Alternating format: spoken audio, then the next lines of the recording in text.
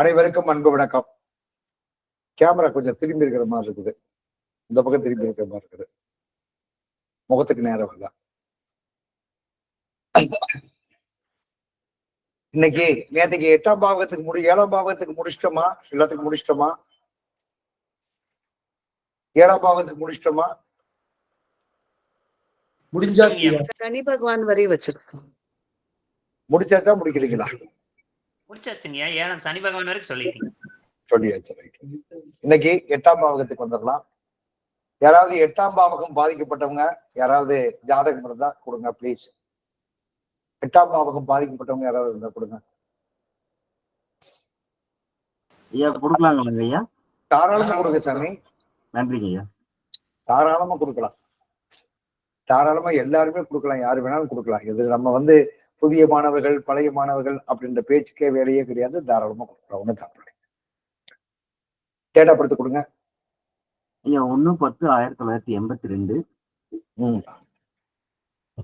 4 AM Dindigul. ஆண் ஜாதகம் ஐயா. கடகலக்கணமா? சிம்ம லக்னம் ஐயா. சரி, ஓகே.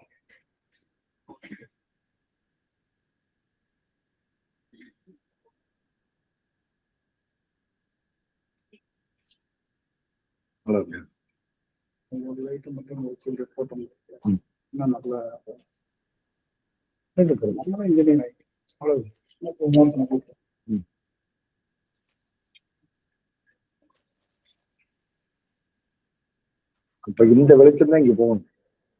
இந்த செவத்து வெளிச்சம் தான் இங்க போகணும். கரெக்டா?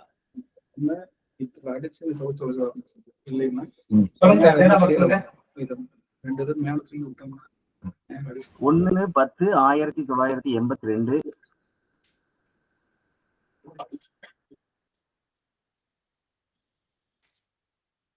4 AM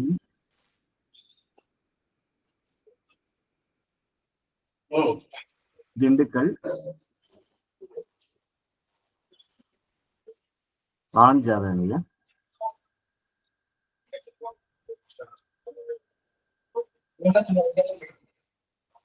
चलो सिंह लग्नम कन्निயில் சுக்கிர பகவான், சூரிய பகவான், புதன் பகவான்,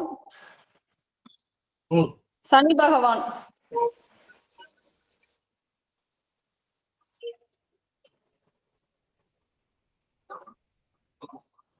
துலாமில் குரு பகவான், விருச்சிகத்தில் செவ்வாய் பகவான், தனுசில் கேது பகவான்,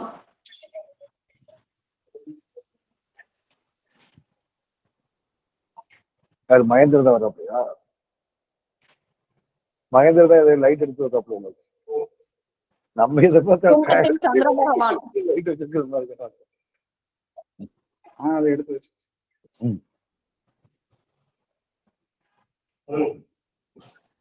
மிதுனத்தில் ராகு பகவான். லக்னம் மகம் நாடு வருது சார். பூரம் 1 பட்டு.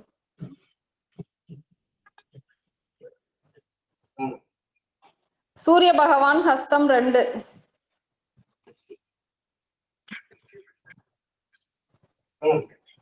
சந்திர பகவான் சதயம் 4,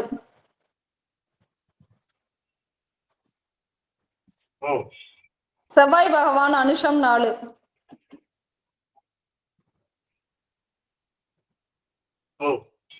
புதன் பகவான் ஹஸ்தம் 2,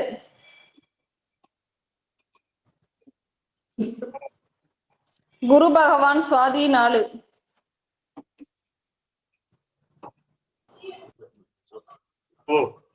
சுக்கிர பகவான் உத்திரம் 3,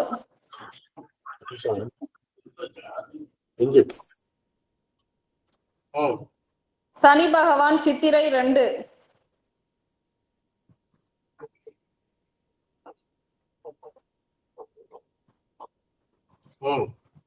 ராகு பகவான் திருவாதிரை 3,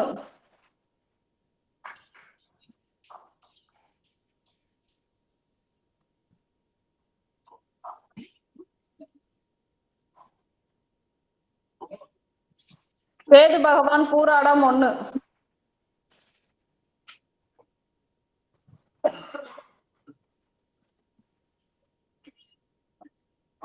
ராகு பகவான் திருவாதிரை 3.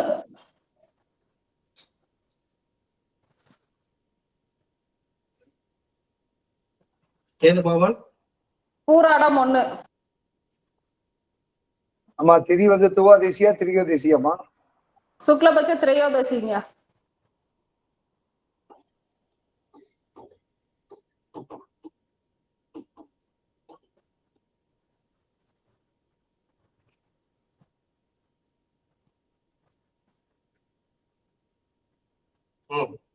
கண்டம் நாம யோகம், தைத்துளை கர்ணம்.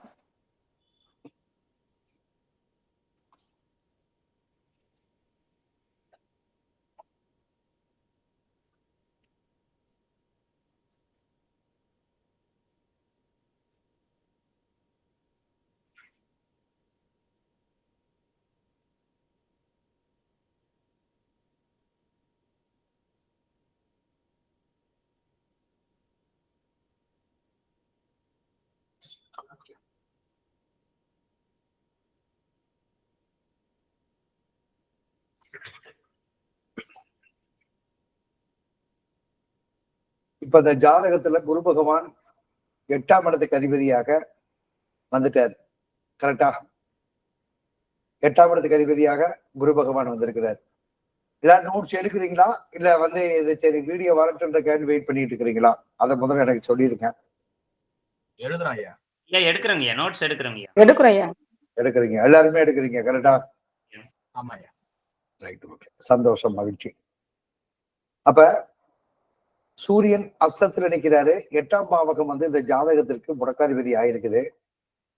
அப்ப உத்திரட்டாதி நட்சத்திரம் முடக்கை குறிகாட்டக்கூடிய நட்சத்திரம். சரியா? சரிதானே? அப்ப இந்த குரு பகவான் எங்க போய் இருக்கிறாரு? குரு பகவான் எங்க இருக்கிறாரு? 3ஆம் இடத்துல போய் இருக்கிறாரு. 8ஆம் இடம் என்பது அஷ்டமஸ்தானம் மட்டும் அல்ல. ஒரு மனிதனுடைய வாழ்க்கையில் சப்தம் இல்லாமல் அந்த ஜாதகரை வந்து பாதிப்படைய செய்யக்கூடிய கிரகத்தினுடைய கணக்கு. பெரும்பாலும் 8ஆம் பாவகம் யாருக்கு பாதிக்கப்படும் சொன்னா எந்த திதியில பிறந்திருப்பாங்கன்னு சொல்லி கேட்டீங்கன்னா, சூரியனும் செவ்வாயும், சூரியனும் சுக்கிரனும், அதாவது பாதிக்கப்பட்ட சூனியாதிபதியாக இருக்கக்கூடிய கிரகத்தினுடைய திசைகள்ல தான் 8ஆம் பாவகத்துல வந்து கண்டிப்பாக பிறப்பார்கள். அது எந்த விதமான மாற்றமும் இல்லை. அப்ப சூரியனும் செவ்வாயும் சூரியமாக கூடிய திதி என்ன திதி?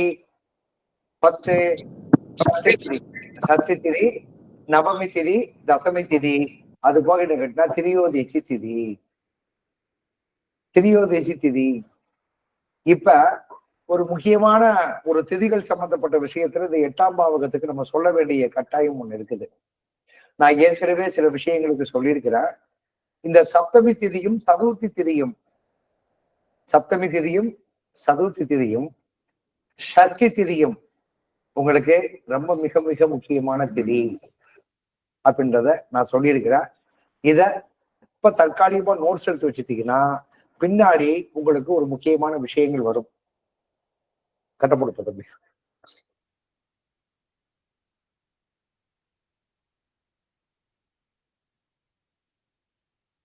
கட்டப்போடு.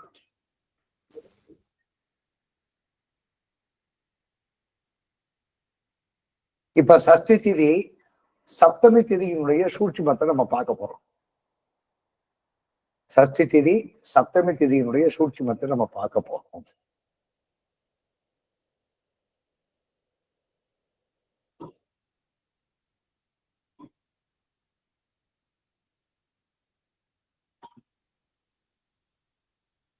சஷ்டி திதிக்கு எந்த ராசி மண்டலம் சூரிய ராசியாக மாறுகிறது?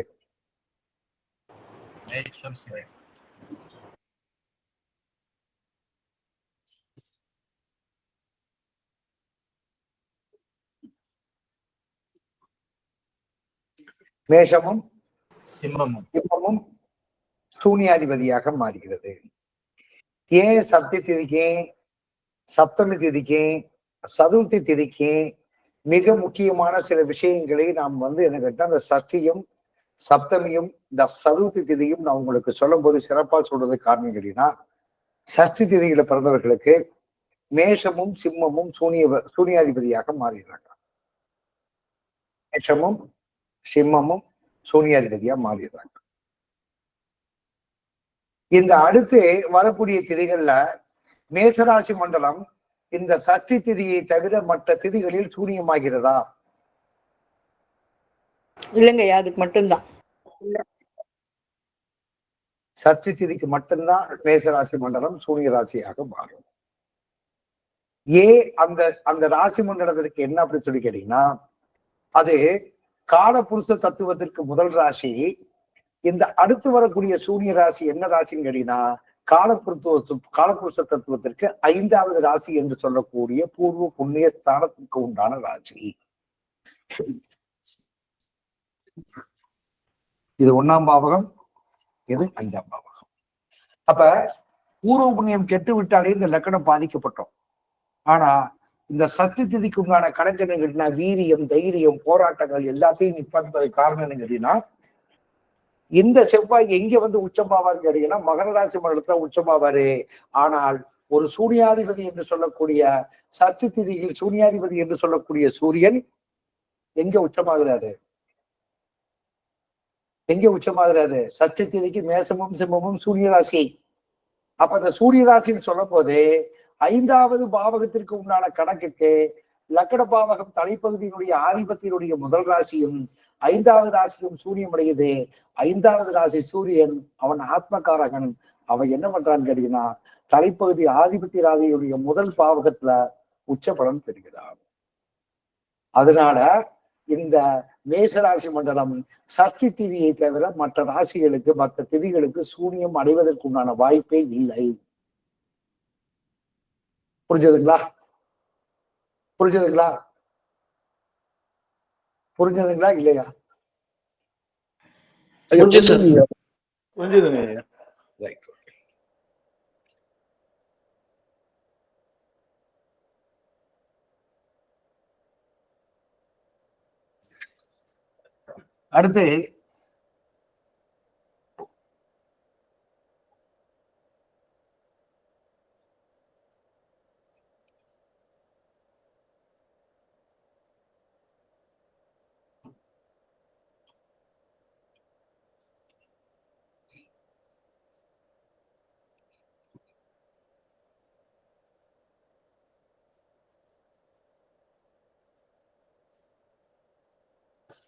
அடுத்து சதுர்த்தி. சதுர்த்தி திதி காலபுருஷ தத்துவப்படி என்ன ராசி? சதுர்த்திக்கு ரிஷப ராசியும்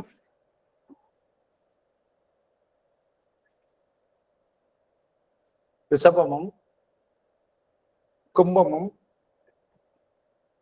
சூனிய ராசிகள். கரெக்டா? கரெக்டா? ஆனால் சுக்கிரனும் சனி பகவான் சூனியாதிபதி. கிரகாமைப்படி சுக்கிரனும் சனியும் சூனியாதிபதி. ஆனால் இந்த கும்பராசி மண்டலம் இந்த சதுர்த்தி திதியை தவிர மற்ற திதிகளுக்கு கும்பராசி மண்டலம் சூனிய ராசியாக மாறுகிறதா? இல்லைங்கய்யா, அதுக்கு மட்டும்தான். மாறாது. ஏன் மாறாது அப்படின்ற கணக்குப்படி பார்க்கும் பொழுது காலபுருஷத்துவத்திற்கு 10ஆம் இடம் கும்பம், 11ஆம் இடம் கும்பம். அப்ப 11ஆம் இடம் என்பதை நம்ம என்ன சொல்றோம் அப்படின்னு சொல்லி கேட்டீங்கன்னா, 11ஆம் பாவகம் என்பது நம்முடைய முன்னோர்கள் சேமித்து வைத்திருக்கக்கூடிய பாவங்களையும் புண்ணியங்களையும் அதாவது வெளிப்படுத்தக்கூடிய கணக்கு. இப்ப கும்பராசி மண்டலத்திற்கு என்ன சின்னம் கொடுத்திருக்கிறாங்க? ஒரு கும்பத்தை குடத்தை கொடுத்து அதுக்குள்ள என்னன்னு கேட்டீங்கன்னா ஒரு தேங்காயை வச்சிருப்பாங்க. ஆனா குடத்துக்குள்ள தண்ணி இருக்கா, அல்லது தீர்த்தம் இருக்கா, இல்ல வேற ஏதாவது விஷங்கள் இருக்கா, இல்ல வேற ஏதாவது சம்பந்தமே இல்லாத பொன் பொருள் இருக்குதா, இல்ல பொக்கிஷம் இருக்குதா, ஏதாவது தெரியுமா? ஏதாவது தெரியுமா? தெரியுமா? தெரியாது. தெரியாது. அதனாலதான் அதாவது கும்பத்துடன் கூடாது இந்த கும்பராசி மண்டலத்துல என்ன அப்படின்னு சொல்லி கேட்டீங்கன்னா, இந்த ராகு என்று சொல்லக்கூடிய சதய நட்சத்திரம் கும்பராசி மண்டலத்தில் ராகு என்பது தகப்பன் வழி சம்பந்தப்பட்ட புண்ணிய கர்மாவுடைய கணக்கே அங்கேதான் வியதிபாதன் உருவாகுற. நம்ம பின்னாடி படிக்கும் போது உபகிரகாதிபதிக்கும் போது நம்ம வியதிபாதன் சம்பந்தப்பட்ட விஷயத்த படிப்போம். அப்ப அங்கேதான் உருவாகுறா. அப்ப உருவாகக்கூடிய நிலைப்பாடுகள் என்னன்னு கேட்டீங்கன்னா, பாவ புண்ணியங்களை 11ஆம் இடம் அதாவது ஆதிப திதியாக 11ஆம் இடம் இருக்கின்ற காரணத்தினால் இந்த சதுர்த்தி திதியில் பிறந்தவர்கள்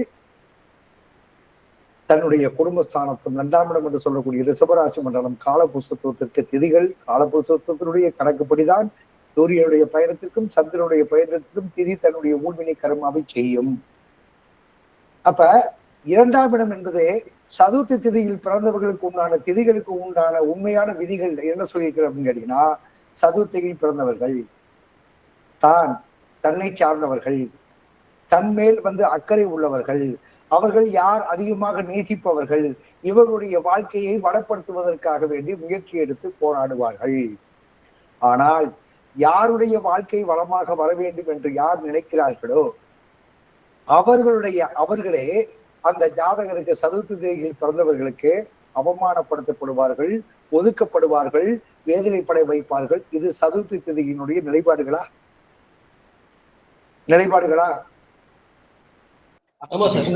உண்டா இல்லையா? இப்ப சதுர்த்தி திதியில பிறந்திருக்கிறவங்க யாரு சொல்லுங்க? யாரா இருக்கிறீங்க சொல்லுங்க? யாரா இருக்கிறீங்க சொல்லுங்க? நம்ம வகுப்புல சதுர்த்தி திதியில இருக்கிறவங்க யாருங்க சொல்லுங்க? ஐயா நான் இருக்கீங்க. Right, okay. Right, okay. அடுத்து அம்மா சித்ரா சிவாமா நீங்க இருக்கிறீங்களா? இல்லையா நீங்கன்னு சொன்னீங்க. சரிப்பா. வேற யாருமா இருக்குது சார்? என் பையன் சதுர்த்தி திதி சார். சதுர்த்தி திதி ரொம்ப வேண்டாம். உங்களுக்கு சொல்லிக் கொடுக்குற வார்த்தை யாரு? சதுர்த்தி திதி. யாருமே நான் மேல நம்பிக்கை வச்சு நல்லா இருக்கணும்னு நினைக்கிறனோ அவன் தான் முதுகுடு குத்துவான். அவங்கதான் முதுகுடு குத்துவாங்க. அவங்கதான் என்னைய மன ரீதியாக பாதிக்கப்படுவார்கள். அது குடும்பமாக இருந்தாலும் சரி, இல்ல பழக்க வழக்கமாக இருந்தாலும் சரி. இதுதான் நமக்கு முக்கியமான கணக்கே. அப்ப இந்த 2 திதிகளுக்கு உண்டான கணக்குப்படி பார்க்கும் பொழுது அடுத்து சப்தமி திதிக்கு ஒரு மிகப்பெரிய வலிமை உண்டு. ஏன்னா இது ஏன் 8ஆம் பாவகத்துக்கு சொல்ல வர்றதுன்னு கேட்டீங்கன்னா, இந்த சதுர்த்தி, சஷ்டி, சப்தமி இந்த திதிகளில் பிறப்பவர்கள் பெரும்பாலும் 3ஆம் பாவகமும் 8ஆம் பாவகமும் பாதிக்கப்பட்டவர்களாகத்தான் இருப்பார்கள். யாராவது சதுர்த்தியில பிறந்தவங்களுக்கு முடக்காதிபதி யாரு கொஞ்சம் சொல்லுங்க? சதுர்த்தியில பிறந்தவங்களுக்கு முடக்காதிபதி யாரு? சதுர்த்தியில யாரும் பிறந்திருக்கிறது சொன்னீங்களே சாமி? சார் என் பையனுக்கு 12ஆம் பாவகம் சார். 12ஆம் பாவகம். 12ஆம் பாவக அதிபதி யாரு சார்? செவ்வாய் சார். செவ்வாய் இங்க இருக்கிறார் சார். செவ்வாய் கடகத்துல இருக்கார் சார். இல்ல லக்கணம் என்ன லக்கணம் இப்ப சொல்லுங்க? மேஷ லக்கணமா? ரிஷப லக்கணம். ரிஷப லக்கணம். சரி, கடகத்துல போய் உட்கார்ந்து இருக்கிறாரா? ஆமா சார். ரிஷப லக்கணத்திற்கு கடக லக்கணம் எத்தனாம் பாவகம்? 3ஆம் பாவகம் வருது சார். அப்போ இந்த சதுர்த்தியில பிறந்தவங்களுக்கு முடக்காதிபதி 3ல போய் உட்காந்துட்டானா? ஆமா சார். ரைட்டு. அடுத்த சதுர்த்தி யாரு? ஐயா எனக்கு கும்பம் முடக்குங்கய்யா. சரி, ரிஷப லக்னம். ரிஷப லக்கணம். சனி எங்க இருக்கிறாரு? சனி விருச்சிகத்துல இருக்கிறாரு. விருச்சிகத்துல இருக்கிறாரு. கரெக்டா? கும்பலக்கணம். சரி, உங்களுக்கு 8ஆம் இடத்துக்கு ஏதாவது தொடர்பு இருக்கான்னு பாருங்க. விருச்சிகத்திற்கு 10ஆம் இடம் எது? 8ஆம் பாவகத்திற்கும் சதுர்த்தியில் பிறந்தவர்களுக்கு 8ஆம் பாவகத்திற்கும் பாவக ரீதியாகவோ 3ஆம் பாவகத்திற்கும் 8ஆம் பாவகத்திற்கும் அந்த ஜாதகருடைய முடக்காதிபதி கண்டிப்பாக தொடர்பு இருந்தே தீரணும். இதுதான் கணக்கே. சனி 8 வந்துருக்கு. என்ன சாமி? சனி 8 வந்து 8ல இருக்குது. அப்ப 8ல இருந்து 7ஆம் பார்வையாகவோ 10ஆம் பார்வையாக பார்த்தா எத்தனை படத்தை பாப்பா?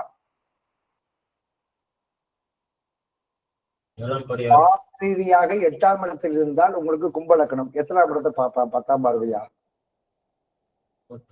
2ஆம் இடத்தை பார்க்கணும். இது பார்க்கணும், கண்டிப்பா பார்க்கணும். ஏன்னு கேட்டீங்கன்னா, இந்த 8ஆம் இடம் முடக்காதிபதி ஆதவர்களுக்கு என்ன சொல்லி கேட்டீங்கன்னா, இந்த சஷ்டி, சதுர்த்தி, சப்தமி திதியில் பிறந்து விட்டால் அவர்களுடைய ஜாதகத்தை இந்த திதிகளுக்கும் இந்த 8ஆம் பாவகத்திற்கும் மிக மிக நெருங்கிய தொடர்பு உண்டே.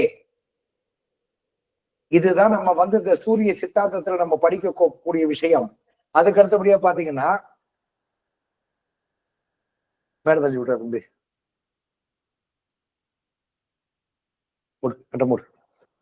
அடுத்த சப்தமி தேதிக்கு சூன்யாதிபதி யாரு? கடகம் தனுசு. கடகமும் ரிச்சிகமும். இது கடகமும் தனுசும். இந்த கடக ராசி மண்டலம் சந்திரனுடைய ராசியா? சந்திரனுடைய ராசியா? ஆமாங்கய்யா. அப்ப மீண்டும் வேற திதிகளுக்கு, இந்த 14 திதிகளுக்கு கடகராசி சப்தமி தேதியை தவிர வேற ராசி மண்டலத்தில் வருகிறதா? இல்ல சார், வராது. அப்ப இந்த 8ஆம் பாவகத்திற்கும் சஷ்டி திதிக்கும் சதுர்த்தி திதிக்கும் சப்தமி திதிக்கும் ஒரு முக்கியமான தொடர்பு உண்டு என்பதை இந்த நேரத்துல நீங்க பதிவு பண்ணிக்கிறீங்க. 8ஆம் பாவகம் அப்படின்னாலே முக்கியமாக சஷ்டி சதுர்த்தி சப்தமி இதை நீங்க கண்டிப்பா நீங்க பார்த்துக்கிட்டீங்கன்னா பள்ளிவிடைய வர்றாருல பார்க்கணும். அப்ப சஷ்டி என்றால் இந்த 8ஆம் பாவகம் முடக்காதிபதி ஆகிட்டாலே தான் பெற்ற பிள்ளைகள் பாத்தீங்கன்னா ஒண்ணு மனநிலை பாதிக்கப்பட்ட கணவனோ அல்லது எதிர்பாராத ஒரு சூழ்நிலைகள் மரணம் அடையக்கூடிய கணவனோ அல்லது பாத்தீங்கன்னா தான் பெற்ற குழந்தைகள் உடல் ஊனமுற்றவர்களாகவோ அல்லது பொதுமக்களுக்கு பிரச்சனையை ஏற்படுத்தி குழந்தைகளுக்கு பாதிப்பு ஏற்படக்கூடிய தன்மையை சற்று திதி பண்ணிருக்கு. எழுதுப்பா, 8ஆம் பாவகத்துக்கும் சற்றைக்கும் நான் கணக்கு எழுது.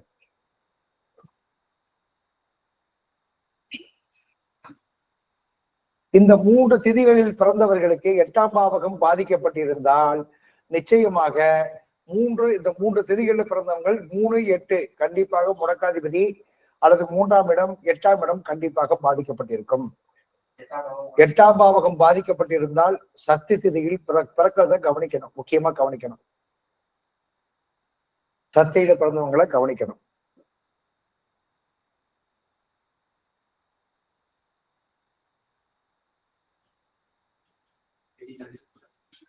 ஆமா,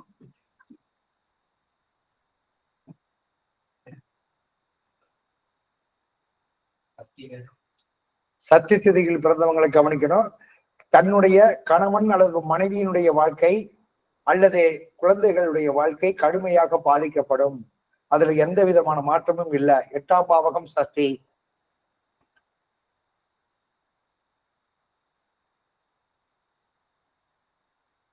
அடுத்தபடியாக சதுர்த்தி, 8ஆம் பாவகமும் சதுர்த்தி திதியும்.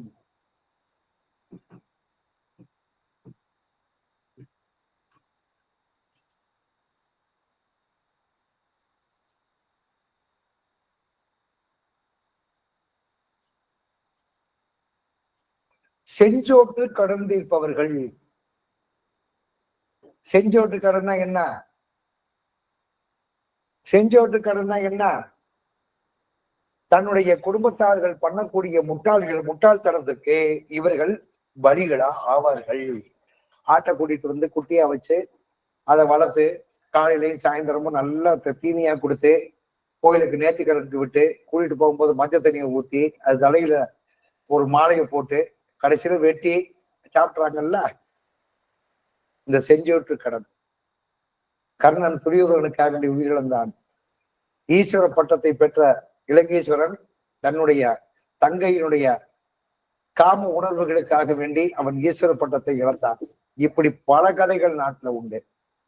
இந்த 8ஆம் பாவகமும் சதுர்த்தி திதிகளில் பிறந்திருந்தால் இவர்களுக்கு இப்படி ஒரு சூழ்நிலை கண்டிப்பாக உண்டு. இந்த திதிகளில் பிறந்தவர்களுக்கு முடக்காதிபதியும் கண்டிப்பாக என்னன்னு கேட்டீங்கன்னா முடக்காதிபதி 3ஆம் பாவகம் அல்லது 8ஆம் பாவகத்தில் இருப்பார். சார் வெங்கட்ராமன் சார், உங்க பையனுக்கு 8ஆம் பாவகம் முடக்குல 12ஆம் பாவகம் தானே முடக்கே? 12ஆம் பாவம் முடக்கு, பட் முடக்காதிபதி 3ல இருக்காரு.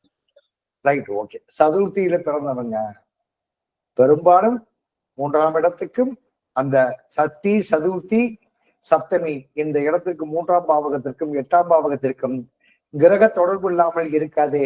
இந்த 8ஆம் பாவகம் பாதிக்கப்பட்டவர்களுக்கும் இந்த திதிகளுக்கும் ஒரு காம்பினேஷன் உண்டு.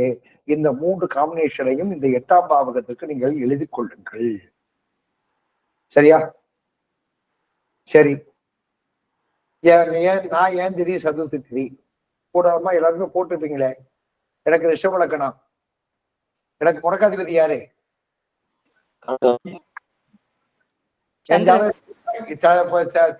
தெரியுமா? இல்ல சந்திர பகவான். வேற யாராவது சதுர்த்தி சப்தமி இந்த சஷ்டி இந்த திதியில யாராவது பிறந்திருந்தா சொல்லுங்க கொஞ்சம் வாங்க பிளீஸ். ஏன்னா வந்து இது இந்த நம்ம இந்த இது சொல்லுங்க சார், மாரிசாமி சார், வாங்க சார். ஐயா வணக்கம் ஐயா. என் பையன் ரிஷப லக்னம்ங்கய்யா, சதுர்த்தி திதி, 4ஆம் இடம் சூரியன் முடக்குங்கய்யா. சூரியன் முடக்கு, சரியா? ம். அப்ப சூரியன் எங்க இருக்கிறாரு உங்களுக்கு, உங்க பையனுக்கு? மீனத்துல இருக்காருங்க. மீனத்துல 11. சூரியன் மீனத்துல இருக்கிறார், சரியா? ஆமாங்க. சரி, என்ன ராசி சொன்னீங்க? என்ன ராசி சொன்னீங்க? ரிஷப லக்னம் சார், விருச்சிக ராசி சார். விருச்சிக ராசி. என்ன திதி? சதுர்த்தி. சதுர்த்தினா பாவக ரீதியாக மாறி இருக்கிறானா கொஞ்சம் பாருங்க.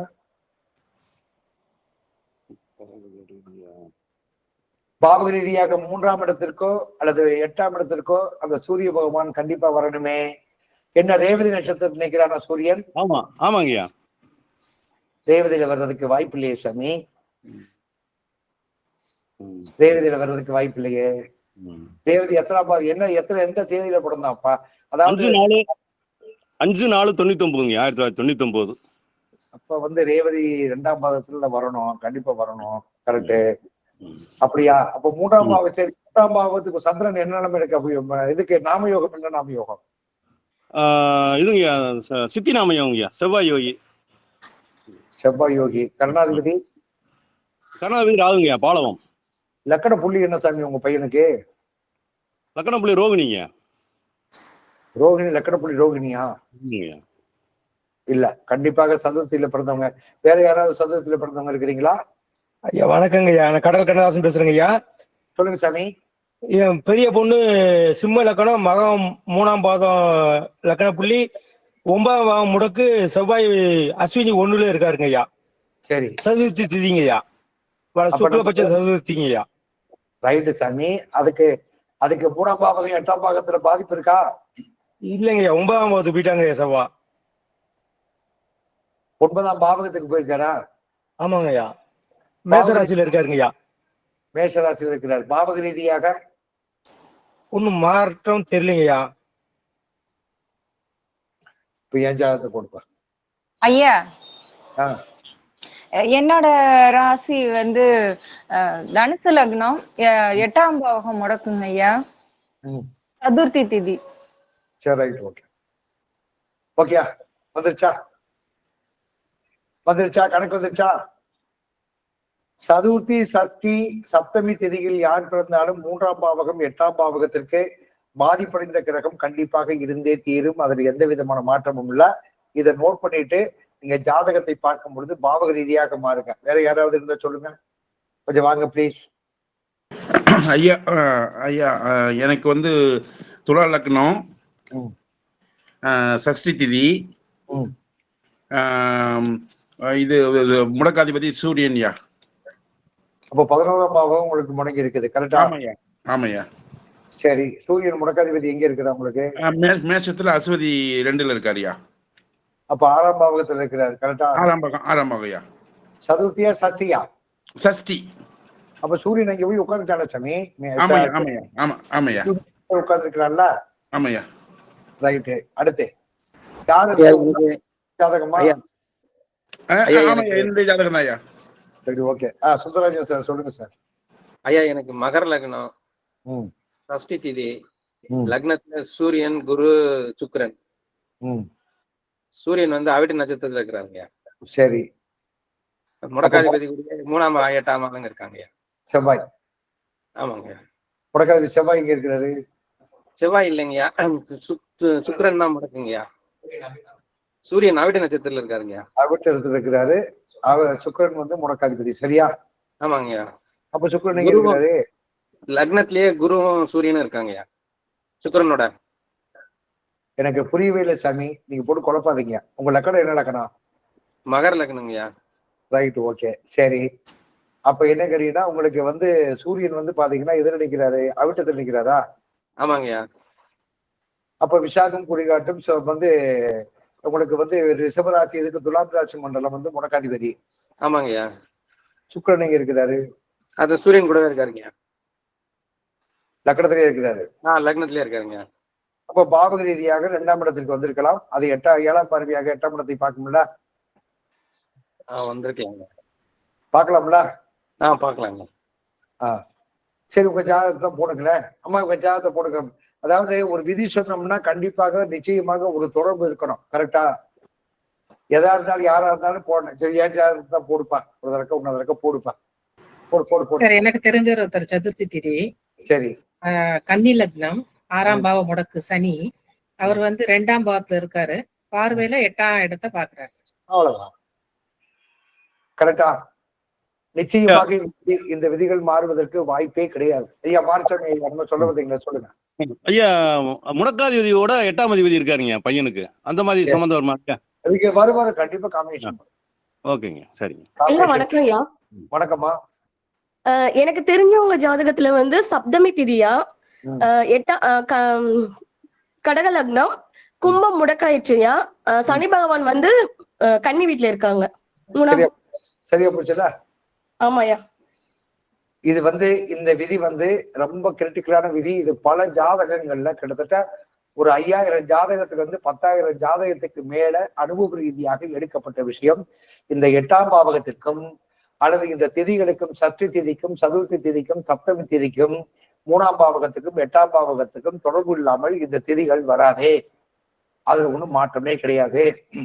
அப்ப இதனுடைய அமைப்புப்படி 8ஆம் பாவகத்துக்கு உண்டான கணக்கு எந்த திதியோடு தொடர்பு படுத்தும் போது அதனுடைய வலிமை பாதகத்தை தரும். 8ஆம் பாவகம்ன்றது வந்து அது வந்து அஷ்டமஸ்தானம்னே சொல்ல முடியாது. அது ஒரு குறிப்பிட்ட காலகட்டத்துல தூங்கிக்கிறது, வீரியமாக எழும்பும். 8ஆம் பாவகத்துக்கு உண்டான கணக்கு தயவு செய்து யாருமே தப்பா இடம் போட்டாதீங்க. மிக குறிப்பிட்ட காலகட்டத்தில் தூங்கி கொண்டிருந்து மிக விஸ்வரூபமாக எடுக்கக்கூடிய சூழ்நிலையை 8ஆம் பாவகம் செய்யும். விபரீத ராஜயோகம் என்று சொல்லக்கூடிய அமைப்பு யாருக்கு இருக்கும் சொல்லி கேட்டீங்கன்னா, 8ஆம் பாவக முடக்காதிபதியாக இருக்கிறவர்களுக்கு இருக்கும். அது 40 வயசு ஆகுதா, 50 வயசு ஆகுதா, 60 வயசு ஆகுதான்னா தெரியாது. ஆனால் 8ஆம் இடம் அதிபதி முடக்கானவர்கள் வாழ்க்கையில் ஒரு குறிப்பிட்ட காலகட்டத்தில் குறிப்பிட்ட வயதில் போராடி கொண்டே இருப்பார்கள். அவர்களுக்கு ஒரு கடைசி காலகட்டத்தில் ஒரு விபரீதமான ராஜயோகத்தை கொடுத்து ஒரு உன்னதமான நிலைமையை கொடுப்பான். 8ஆம் பாவகம் அவ்வளவு பெரிய சிறப்பான ஒரு பாவகமாக நீங்க கருதிக்கிறீங்க. ஏன் அப்படின்னு சொல்லி கேட்டீங்கன்னா, எனக்கு தெரிஞ்ச அளவுக்கு பெரும்பாலும் எம்ஜிஆர், புரட்சி தலைவர் எம்ஜிஆர், சிவாஜி, அப்துல் கலாம், அறிஞர் அண்ணா, இப்படி பலதரப்பட்ட நபர்கள் வாழ்க்கையில வந்து பாத்தீங்கன்னா விஞ்ஞானிகளாக இருந்தாலும் சரி, அரசியல்வாதிகளாக இருந்தாலும் சரி, அதுபோக அனுபவசாலிகளாக இருந்தாலும் சரி, அல்லது ஒரு மிகப்பெரிய தொழில் அதிபர்களாக இருந்தாலும் சரி, கிட்டத்தட்ட 8ஆம் பாவகம் பாதிக்கப்பட்டவர்களுக்கு இளவயதில் பெரும்பாலும் 55 வயசு வரைக்கும், ஆண்களாக இருந்தால் 55 வயசு வரைக்கும், பெண்களாக இருந்தால் 47 வயசு வரைக்கும் அவங்களுடைய வாழ்க்கையில ஏதோ ஒரு வகையில போராடி கொண்டே இருப்பார்கள். ஆனால் எல்லா போராட்டம் பூரா எதது அவர்களுக்கு தடைகளாக இருக்கிறதோ ஒரு குறிப்பிட்ட காலகட்டத்தில் அந்த தடைகள் உக்கிரமாய் இருக்கக்கூடிய தடைகள் பூரா மடிந்துவிடும். அதனுடைய சொத்துக்களோ 10களோ அவங்களுக்கு இருக்கக்கூடிய சப்போர்ட்டுகளோ அனைத்தும் என்னாகுன்னு கேட்டீங்கன்னா ஒரு விபரீத ராஜயோகமாக 8ஆம் இடம் மாறிவிடும். ஆனால் வச்சு செய்ய இது செய்ய கண்டிப்பாக 8ஆம் பாவகம் ஒரு மனிதனுடைய வாழ்க்கையில் பாதிக்கப்பட்டால் அந்த ஜாதகத்திற்கு வச்சு செய்ய. அப்ப இந்த 8ஆம் பாவகம் பாதிக்கப்பட்டவர்களும் 3ஆம் பாவகம் பாதிக்கப்பட்டவர்களும் இனிமே நம்ம பயணிக்கக்கூடிய காலகட்டத்தில் நம்ம இதுவரைக்கும் முடக்க இண்டிகேட்டிவ் பண்ணக்கூடிய ஸ்டார்ல சனி பகவான் பயணிக்கும் பொழுது எது நடந்ததா, அது நடந்ததா, எது நடந்ததாக இருந்தாலும் கூட ஒவ்வொரு மனிதனுடைய வாழ்க்கையிலையும் எப்படி ஒரு தாவரம் பூவாகி, பிஞ்சாகி, கனியாகி, பழமாகி வருகிறதோ அது மாதிரி ஒவ்வொரு மனிதனுடைய வாழ்க்கையிலையும் கஷ்டகாலம் என்ற ஒரு காலகட்டங்கள் இறைவன் கொடுத்திருப்பான். கஷ்ட காலங்கள் கொடுத்து மீண்டும் அதை என்ன நஷ்ட காலங்கள் என்ற ஒரு கணக்கு கொடுப்பான். யோக காலங்கள் என்ற ஒரு கணக்கை வரக்கூடிய காலகட்டத்துல அந்த யோக காலகட்டத்தினுடைய கால அளவுகள் என்ன, அது அந்த ஜாதகருடைய திதிக்கும் சூரியனுக்கும், அதாவது சந்திரனுக்கும் சூரியனுக்கும் ஆத்மாவுக்கு உண்டான சூரியனுக்கும், அதாவது உடல் காரகன் என்று சொல்லக்கூடிய இந்த சந்திரனுக்கும், அதாவது என்ன நம்முடைய தமிழ் மொழியில உடம்பை மெய்ப்பொருள்னு சொல்லுவாங்க. கேள்விப்பட்டிருக்கிறீங்களா? நம்ம உடம்பு இருக்குல்ல, இந்த உடம்பை மெய்ப்பொருள்னு சொல்லுவாங்க. அது ஏன் மெய்ப்பொருள்னு சொல்றாங்கன்னு சொல்லி கேட்டீங்கன்னா, இந்த உடம்பு இருக்கிற உடம்பு சந்தோஷமா இருந்தாலும் காமிச்சு கொடுத்துரும், சங்கடமா இருந்தாலும் காமிச்சு கொடுத்துரும், அதே சமயத்துல கோபமா இருந்தாலும் காமிச்சு கொடுத்துரும். அதனால அகத்தின் அழகு முகத்தில் தெரியும் சொல்ற மாதிரி இந்த சூரியனுக்கும் சந்திரனுக்கும் உண்ட நிலைப்பாடுகளுடைய கணக்குகள்ல எப்பயுமே இந்த அமைப்புப்படி ஒவ்வொரு உலக உயிரினங்களுக்கும் தாவரங்களுக்கும் மற்ற எல்லாத்துக்கும் பூவாகி பிஞ்சாகி கனியாகி பழமாகி அது காய்ந்து போற காலகட்டங்களும் எல்லா விதமான உலகத்துல உயிர்களுக்கும் உண்டு. அதாவது பிறப்பில 4 வகையான பிறப்புகளை பிரம்மன் படைச்சிருக்கிறான். இந்த பிரம்மன் படைப்புல என்னன்னு கேட்டீங்கன்னா, தாவரங்கள்ல 21 லட்சம் வகை, ஊர்வனங்கள்ல 21 லட்சம் வகை, விலங்குகள்ல 21 லட்சம் வகை, மனிதர்களுடைய 21 லட்சம் வகை. இந்த 21 லட்சம் வகைகளுக்கு பாத்தீங்கன்னா குணாதிசயங்களை கொடுத்திருக்கிறதாக நம்முடைய ஜோதிட சூரிய சித்தாந்தத்தில் பரிபூர்ணமாக கொடுக்கப்பட்டிருக்கிறது. நம்ம எல்லாம் என்னன்னா பூமியை நம்ம வாழக்கூடிய பூமியில கணக்கிட்டு பார்க்கும்போது ஒரு நாளைக்கு நம்ம பூமி 21,600 முறை சுவாசிக்குது. அந்த சுவாசம்தான் நம்மளுடைய உடம்பில் சுவாசமாக இயங்குகிறது. அப்ப இந்த 8ஆம் பாவகத்தினுடைய தன்மை என்ன கேட்டீங்கன்னா, பெரும்பாலும் ஒரு குறிப்பிட்ட காலகட்டம் வரை பெரும்பாலும் சில பேருடைய ஜாதகத்துல கஷ்டகாலம், யோக காலம், நஷ்ட காலம் இப்படி மாறி மாறி வரும். அதெல்லாம் நம்ம இனிமே அதெல்லாம் உங்களுக்கு புதுசா தெரியும். இந்த வார்த்தைகளும் உங்களுக்கு புதுசா தெரியும். கரெக்டா? இப்ப நான் சொல்லக்கூடிய வார்த்தைகள் கஷ்டகாலம், நஷ்ட காலம், யோக காலம்ன்றது புதுசா சொல்லப்பட்டாலும் நம்ம பார்த்த திதி சூனியம், முடக்க இண்டிகேட்டிவ் ஸ்டார் சனி போறது, சனி பகவானுக்கு பின்னோக்கி போறதெல்லாம் நவநாயகர்கள் செய்யக்கூடிய கணக்கு. அப்போ ஒரு வண்டி ஓட்டிட்டு போற ஒரு இருட்டு பகுதியா இருக்குது, லைட்டுக்கு டம்மியா இருக்கும் போது நம்ம நிதானமா போகணும். இல்ல போய்கிட்டு இருக்கும் போது ஏதோ ஒரு வகையில பாதிப்பு ஏற்படுது, அதை நம்ம சரி செஞ்சு போகணும். இப்படித்தான் என்ன இருக்குமே ஒழிய, ஆனால் ஒரு மனிதனுடைய ஜீவராசி கருவிலிருந்து வரக்கூடிய காலகட்டத்தில் அவன் எதற்காக, என்ன காரணத்திற்காக அந்த படைப்பு படைக்கப்பட்டது, அந்த படைப்பினுடைய அர்த்தம் என்ன என்பதை நாம் தெரிந்து கொள்ள வேண்டும். நீங்க பெரும்பாலும் 8ஆம் இடம் முடக்காதிபதி ஆனவங்களுக்கு நல்லா தெரிஞ்சுக்கிறீங்க. இப்போ ஒரு முக்கியமான ரகசியமான பாயிண்ட் சொல்றேன். இண்டிகேட்டிங் பண்ணக்கூடிய ஸ்டார் என்ன ஸ்டாரா இருக்குதோ, இப்ப யாராவது 8ஆம் இடம், இந்த ஜாதகத்துக்கு 8ஆம் இடம் முடக்கு தானே,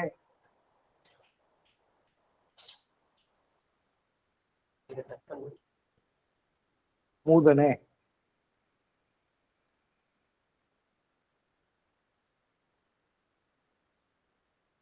எடுத்து விடுற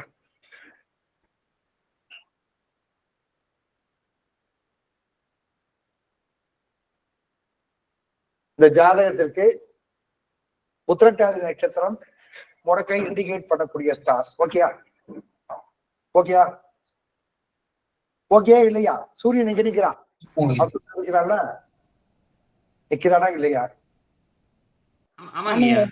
உத்திரட்டாதி முடக்கை குறிகாட்டக்கூடிய நட்சத்திரம். இவருடைய வாழ்க்கையில, இந்த ஜாதகருடைய வாழ்க்கையில 82ல பிறந்திருக்கிறாரு. இவருடைய வாழ்க்கையில எப்பொழுது யோக காலம் ஆரம்பிக்கிறது சொல்லி கேட்டீங்கன்னா, உத்திரட்டாதி நட்சத்திரத்தை சனி பகவான் கடந்ததுக்கு அப்புறம் இங்கே இருக்கக்கூடிய பூச நட்சத்திரத்தை தொடும் வரை இந்த ஜாதகத்திற்கு யோக காலம் கண்டிப்பாக உண்டு, கண்ண மூடிட்டு சொல்லிடலாம்.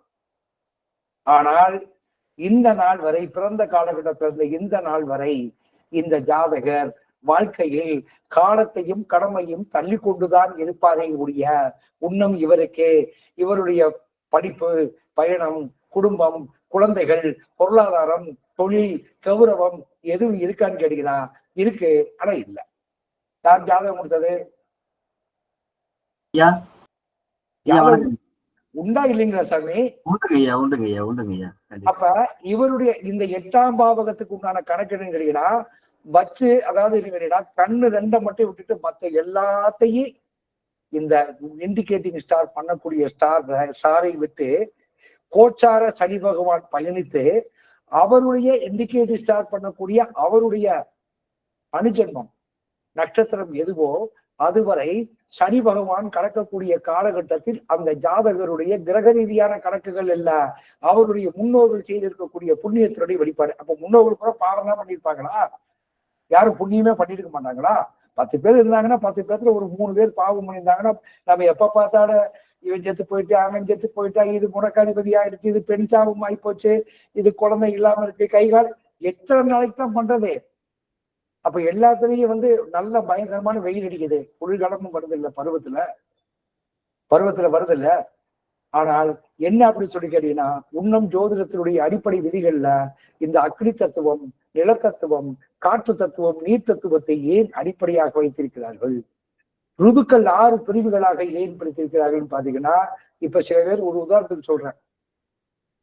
வைகாசி மாசம், அது போக புரட்டாசி மாசம், தை மாசத்துல ஒரு போர் போட்டாங்கன்னு வச்சுக்கிறேங்க. ஒரு உதாரணத்துக்கு போர் போட்டவங்களுக்கு எல்லா பக்கமும் எப்பயும் 400 அடி போட்டாங்கன்னா இவங்களுக்கு 800 அடி போடணும். இது பொதுவா நீ வாத்து பார்த்தாலும் சரி, நீரோட்டம் பார்த்தாலும் சரி, எவ்வளவு பெரிய நிபுணம் வச்சு பார்த்தாலும் சரி, தண்ணி இருக்கு, நீரோட்டம் இருக்கு, ஸ்கேன் எடுத்து பார்த்தாலும், ஸ்காட் லைட்ல பார்த்தாலும், இந்த நிலத்தத்துவ ராசிகளில் சூரியன் பயணிக்க போகக்கூடிய காலகட்டத்துல அந்த காலகட்டங்கள் பூமி இறுகிடும். அது மாதிரி சில பேர் சொல்லுவாங்க, நான் போர் போட்டேன் வெறும் காத்தா வந்துச்சுன்னு சொல்லுவாங்க. கேள்விப்பட்டிருக்கிறீங்களா? நான் போர் போட்டேன் வெறும் புகைதான் வந்துச்சுன்னு சொல்லுவாங்க. யாராவது கேள்விப்பட்டிருக்கிறீங்களா? ஆமா ஐயா. ஏன்? பக்கத்துல போட்டிருக்கான், அவனே முன்னாடி போட்டிருப்பான், தண்ணி வந்திருக்கான். இப்ப போர் போடுவேன் வெறும் புகை வர காரணம் கேட்டீங்கன்னா, காற்று ராசி மண்டலங்களில் சூரியன் பயணிக்கும் பொழுது போர் போட்டானா புகைதான் வரும், தண்ணி வராது. அதே மாதிரி வெப்ப சலனம், இது சலனங்கள்ல ருதுக்கள் கணக்கை இதெல்லாம் நம்ம சூரிய சித்தாந்தத்துல படிக்கும் போதுதான் நம்ம ஒவ்வொருத்தருடைய மாதங்கள்ல வரக்கூடிய நட்சத்திரங்கள், இந்த திதிகள் சம்பந்தப்பட்ட விஷயங்கள், கிரகங்களுடைய கணக்குகள் எப்படி செயல்படும் என்பதை நம்ம சூரிய சித்தாந்தம் தெளிவா பார்க்கணும். அதனாலதான் என்ன கேட்டீங்கன்னா, பொறுமையா நிதானமாக போக வேண்டும் என்பதை இந்த வகுப்பு நீங்க உன்னோட 60 நாள், அது 3 மாசம் ஆனாலும் சரி, 4 மாசம் ஆனாலும் சரி, நான் சொல்லக்கூடிய விஷயத்தை மட்டும் நீங்க ஃபாலோ பண்ணிட்டு வாங்க. உலகத்தில் நம்ம அந்த குழுவுல படிக்கிறவங்க தான் உலகத்தில் மிகச்சிறந்த ஜோதிட நிபுணராக மாறுவதற்குண்டான அனைத்து விதமான விஷயங்கள் இருக்கு. இதுவரைக்கும் படிச்சதெல்லாம் கம்பவுண்டர் வேலை பார்த்துட்டாங்க. ஒருத்தர் வர்றவனை காப்பாத்தியாச்சு, இந்தா வயிற்று வழியா மாத்திரையை சாப்பிடு, தலைவலியா மாத்திரை சாப்பிடு, இடதை வழியா மாத்திரை சாப்பிடு, ஆப்ரேஷன் பண்ணு, ஊசியை போடு, இப்படித்தான் பண்ணி இருக்கலாம். இப்ப இந்த நோய்கள் எப்படி வருகிறது, ஒருவருடைய கர்மா எப்படி வருகிறது, அதனுடைய நிலைப்பாடுகள் என்ன, இதெல்லாம் தெரிஞ்சாதான் நாம் உபகிரகாதிபதி என்று சொல்லக்கூடிய உள்ள நம்ம உடம்புக்குள்ள இயங்கக்கூடிய கர்மா. ஒண்ணும் இல்ல, ஒரு மாத்திரையை சாப்பிடுறோம், எங்க போகுது? தலைவலிக்குது, என்ன பண்றோம்? மாத்திரையை சாப்பிடுறோம். மாத்திரை எப்படி சாப்பிடுறோம்? வாயில விடுறது வயிற்றுக்குள்ள போகுது. தலைவலி எப்படி சரியாகுது? யாராவது சொல்லுங்க பார்க்கலாம். வயிற்று வலிக்குது, கால் வலிக்குது, கால் அடிபட்டுருச்சு, கட்டு போடுறான், மாத்திரை எங்க போகுது? வயிற்றுக்குள்ள போகுது. ஆனா கால் வலி சரியாகுதா இல்லையா? ஏன்? எப்படி? இதெல்லாம் எதனுடைய இயக்கம்? இங்கே எல்லாம் உபகிரகாதிபதியுடைய நிலைப்பாடுகள் ஒரு மனிதனுடைய வாழ்க்கையில் இருக்கிறது. புதன் என்று சொல்லக்கூடியவன், நம்ம அர்த்தப்பிரகன் என்று சொல்லக்கூடிய புதனுடைய உபகிரகாதிபதியில புதன் யார் அப்படின்னு சொல்லி கேட்டா காட்டுக்கு அதிபதியாக மாறலாம். அப்போ ஒருவருடைய ஆயுள் முடிவதற்கு 8ஆம் இடமோ சனி பகவானோ இந்த ராகு போய் சேர்றான், அவன் போய் இணைகிறான்றதுக்கெல்லாம் கணக்கு கிடையாது. புதன் பகவான் தான் எப்படி ஒரு தாயினுடைய தொப்புள் கொடியில் ஒரு குழந்தை வயிற்றுக்குள் உருவாகும் பொழுது அந்த தொப்புள் கொடி துண்டிக்கப்பட்டு இந்த பிரபஞ்சத்தினுடைய காற்று அந்த உயிரினத்திற்கு போகுதோ, அதுவரை இயங்கிக் கொண்டிருக்கிறதோ, இயங்கிக் கொண்டிருக்கக்கூடிய காற்று வெளியே போகும்போது எப்படி போகுதுன்னு தெரியாது, ஏன் போகுதுன்னு தெரியாது. அந்த ஓடிக்கொண்டிருந்த காற்று, இயங்கிக் கொண்டிருந்த கர்மாவெல்லாம் என்ன அலைகள்லாம் எங்க போகுதுன்னே தெரியாது. அப்ப காற்றினுடைய ஈரப்பதம் நமக்கு விடுங்கன்னா, நம்ம சுவாசிக்கக்கூடிய காற்றினுடைய ஈரப்பதம் வர வர உடம்புல நீர்ச்சத்து வரும். நீர்ச்சத்து இருக்கும் பொழுது உறுப்புகள் இயங்கும். நீர்ச்சத்து குறைய குறைய நீர்ச்சத்துக்களை உருவாக்கக்கூடிய தன்மை என்னைக்கு குடலுக்கு தன்மையா கம்மியாகுதோ அன்று அவனுடைய ஆயுள் பலத்தை யமன் எழுதி விடுகிறான். இதுதான் ஜோதிட சித்தாந்தம், சூரிய சித்தாந்தம் சொல்லக்கூடிய கணக்கு. இப்ப நம்ம படிச்சது பூராமே நவக்கிரகங்கள் பற்றிய சமாச்சாரங்கள் தான், திதி நாம யோக கரணங்கள் பத்தி படிச்சிருக்கிறோம். ஓகே, இன்னும் ஏதாவது புதுசா கதை சொல்றேன்னு நினைக்காதீங்க.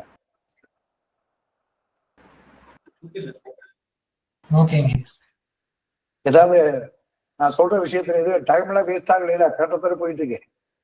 கரெக்டா தாங்க இருக்கு. கரெக்டா இருக்கு. இந்த சூரிய சித்தாந்தத்தினுடைய நிலைப்பாடுகள் என்னன்றதை முதல்ல உங்களுக்கு இன்ட்ரோடக்ஷன் கொடுத்துட்டு தான் நம்ம பண்ணணும். அப்ப இந்த 8ஆம் பாவகத்தினுடைய கணக்கு, ஐயா அந்த ஜாதகம் கொடுத்தீங்கல்ல, இந்த ஜாதகம் கொடுத்துருக்கீங்க சாமி? ஆமாங்க ஐயா. உங்க வாழ்க்கையில இன்னைக்கு பிறந்த காலகட்டத்திலிருந்து உங்களுடைய தாய் தகப்பன், முன்னோர்களுடைய பூமி சம்பந்தப்பட்ட விஷயங்கள், சொந்த பந்தங்கள், கல்வி, உங்களுக்கு இருக்கக்கூடிய திருமணம், குடும்ப வாழ்க்கை, இதெல்லாம் சிறப்பாக இருக்கிறதா இல்லையா? இல்லைங்கய்யா. இருக்கு, ஆனா இல்ல. சரியா? ஆமாங்க ஐயா. ஆனால் இந்த ஜாதகத்துல எப்பொழுது யோக பலன் ஆரம்பிக்க போகுதுன்னு சொல்லி கேட்டீங்கன்னா, இதுல ஒரு 2 வருஷம், இதுல ஒரு 2 வருஷம், இதுல ஒரு 2 வருஷம், இதுல ஒரு 2 வருஷம், இங்க ஒரு 2 வருஷம், 12 வருடங்கள் ஒரு மாமாங்கம் ஒரு மனிதனுக்கு ராஜயோகத்தை தரும். அந்த ராஜயோகத்தினுடைய எவன் ஒருவன் அடிப்படையாக அந்த யோகத்தை தான் தக்க வைத்துக் கொள்கிறானோ அவன் சார்ந்தவன், அவனுடைய குடும்பம், அவனுடைய சந்ததிகள் ராஜயோகமாக வரும். இதுதான் யோகத்தினுடைய ஒரு கிரகம் சூரிய சித்தாந்தம் சொல்கிறது. அது வரைக்கும் அவனுக்கு எவனே அடிச்சானோ சொத்தை கொடுக்க மாட்டான், தாயில எப்ப நல்லது கெட்டது செய்ய மாட்டான், தனக்கு கூட இருக்கிறவ அடிப்பான், தாடியை கழிச்சு ஊத்துவான், எல்லாத்தையும் அவமானப்படுத்துவான், தாங்கிக்கிட்டே இருப்பான். ஆனால் அந்த இண்டிகேட்டிங் ஸ்டாரை தாண்டி சனி பகவான், கர்மகாரகன் என்று சொல்லக்கூடிய சனி பகவான் வரும் பொழுதே மற்றவர்கள், அவர்களை துன்புறுத்தினவர்கள், அவர்களை ஏமாற்றுபவர்கள், அவன் அப்பனா இருந்தாலும், ஆத்தாளா இருந்தாலும், அண்ணனா இருந்தாலும் சரி, தம்பியா இருந்தாலும் சரி, புருஷனா இருந்தாலும் சரி, பொண்டாட்டியா இருந்தாலும் சரி, பிள்ளையா இருந்தாலும் சரி, அவர்கள் அனைவரையும் அடக்கி வைத்து இவன் உச்சத்தில் ஏறி நிற்பான். அவன்தான் அவர் சொல்றாங்கல்ல, சேத்தில் முடித்த செந்தாமரையில் சொல்றாங்கல்ல, இது 8ஆம் பாவகத்திற்கு உண்டான கணக்கு. புரியுதுங்களா? 8ஆம் பாவகம் சொல்லும் போதே அத்தம ஸ்தானம் என்று சொல்லக்கூடாது. அத்தம் 8ஆம் இடத்தில் தான் ஒரு மனிதனுடைய வாழ்க்கையில பாத்தீங்கன்னா, 8ஆம் இடத்தில் பிறந்த கிருஷ்ண பரமாத்மா கடவுள் மனிதனாக பிறந்தவன். அஷ்டமி திதி அபூர்வமான திதி. அதனாலதான் நான் என்ன சொல்றேன் கேட்டீங்கன்னா, திதிகள்ல 8வது திதி வளபிறை அஷ்டமி திதியிலிருந்து தேய்பிறை அஷ்டமி திதி, இந்த 2 அஷ்டமி திதிகளுடைய நிலைப்பாடுகள் தான் பூமியை மையமாக வைத்து இயங்குகிறது. நம்ம எவனோ நம்ம ஆளுங்க அஷ்டமி தேதி ஆகாது என்ற ஒரு விஷயத்தை செய்து விட்டான். ஆனால் 8ஆம் பாவகம் பாதிக்கப்பட்டவன் வாழ்க்கையில் அவனுக்கு, அதாவது என்ன கேட்டீங்கன்னா, குழவி வருதுல, குழவி எப்படி உருவாகும்? ஒரு புழுவை ஒரு குழந்தை எடுத்துட்டு அதை 72 முறை கொட்டி அதனுடைய விஷத்தை அதற்கு கொடுத்து புழுவை குழவியாக மாற்றக்கூடிய தன்மை யாருக்கு இருக்கிறதோ அதுதான் 8ஆம் பாவகத்திற்கு உண்டான கணக்கு என்பதை யாரும் மறந்து விடார்கள். ஆனால் ஒரு குறிப்பிட்ட வயசிற்கு மேல், இப்ப இவருக்கு எத்தனை வயசு? 82 பிறந்திருக்காரு, 43 ஆச்சா? ஆமாங்க ஐயா. அப்ப இப்ப 43 உத்திரட்டாதி நட்சத்திரத்துக்கு போகும்போது ஒரு 1 வருஷம் 2 வருஷம் ஆகுமா? ஆகும். அப்ப 45 வயசு வரைக்கும் இந்த ஜாதகர் வனவாசம் வாழ்க்கையில போராடி எல்லாம் அவமானப்பட்டு போக வேண்டிய கட்டாயத்துல ஒரு உச்சத்துக்கு வர வேண்டிய கட்டாயத்தை உத்திரட்டாதி நட்சத்திரத்திலிருந்து இந்த 12 வருஷ காலகட்டங்கும் போது 45 12 வருஷ காலகட்டங்கள் எவ்வளவு நாள்? 57 வயசு வரைக்குமா இவருடைய வாழ்க்கையில் உயர்வதற்குண்டான வாய்ப்பு உண்டு. இது பொதுவாக சொல்லக்கூடிய கணக்கு. ஓகேங்களா? ஓகேங்களா? Right right. இந்த 8ஆம் பாவகம் பாதிக்கப்பட்டவர்கள் என்னென்ன திதிகளில் பெரும்பாலும் பிறப்பார்கள்? எழுதுப்பா.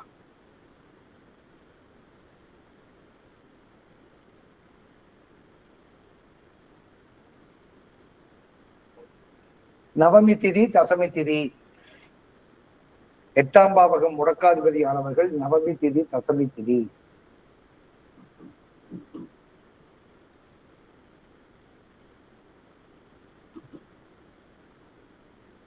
திரியோதசி, சதுர்த்தசி. இந்த திதிகளில் அநேகமாக பிறப்பவர்களுக்கு பிறக்கக்கூடிய வாய்ப்பு உறுதியாக உண்டு. வேற யாராவது 8ஆம் பாவகம் பாதிக்கப்பட்டவங்க இந்த திதிகள்ல இருக்கிறீங்களா? கொஞ்சம் தயவு செய்து சொல்ல முடியுமா? நவமி, தசமி, திரியோதசி, சதுர்த்தசி.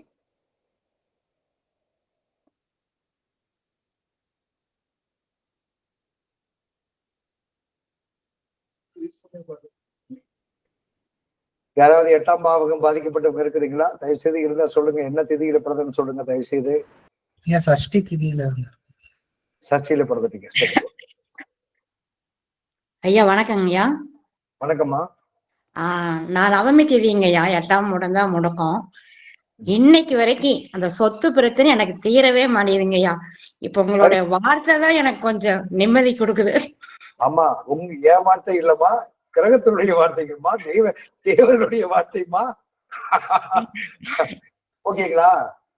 இல்லைங்கய்யா, என்னதான் நம்ம உண்மையா பயந்து வாழ்ந்தாலும் ஆன்மீக பணியில தான் இருக்கிறோம். ஒவ்வொரு விஷயம் உங்ககிட்ட ஜாதகம் படிச்சதுக்கு பின்னாடி இன்னும் தர்மமா வாழணும்னு தான் வாழ்றோம் ஒவ்வொரு விஷயம். ஆனாலும் ஏன் நம்மளுக்கு சோதனை அப்படின்ட்டு எனக்கு தினம் தினம் ஒரு கவலையா இருக்கும். இப்ப எனக்கு கொஞ்சம் மன நிம்மதியா இருக்குதுங்கய்யா. கவலைப்படாதீங்கம்மா, இறைவன் கண்டிப்பாக நிச்சயமாக காப்பாற்றுவார். ஓகே, சிவாய் நமங்கய்யா, ரொம்ப நன்றி. இது நான் வந்து யாருக்கும் ஆறுதலாக சொல்லல. இதுதான் உண்மை, இதுதான் நிஜம், இதுதான் என்னுடைய அனுபவம், இதுதான் ஜோதிடத்தில் என்னுடைய முன்னோர்கள் கொடுத்துட்டு போன சூரிய சித்தாந்தம். இதனுடைய அடிப்படையில் தான் திதி முடக்காதிபதி என்ற நான் முடக்கின்ற வார்த்தைகளையும் இந்த யோகி அவயோகியுடைய வார்த்தைகளையும் நான் இணைத்தது இந்த சூரிய சித்தாந்தத்தினுடைய அடிப்படையில் தான் கணக்கு. ஓகேங்களா?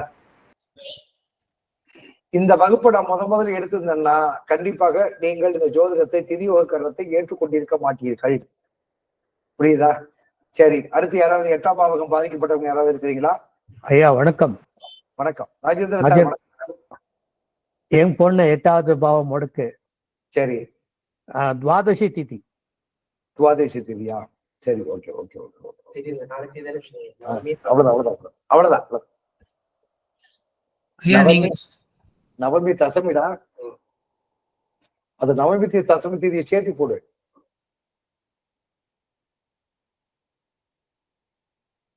நவமி தசமி வரிசையா இருக்குப்பா. நவமி தசமி திரியோதசி சதுர்த்தசி.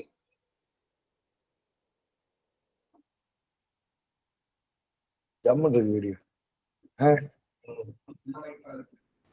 இன்னைக்கு பிரைட்னஸ் நல்லா இருக்குயா. ஆனா நாங்க இப்பதான் கத்துக்கிட்டு இருக்கோம் ஜாமி. இந்த பக்கம் லைட்டை வச்சு அந்த பக்கம் லைட்டை வச்சு 3 நாளா 4 நாளா நாங்க கத்துக்கிட்டு இருக்கிறோம். 4 நாள் முன்னேறோம். ஃபேஸ் வந்து பழச்சது இருக்குயா.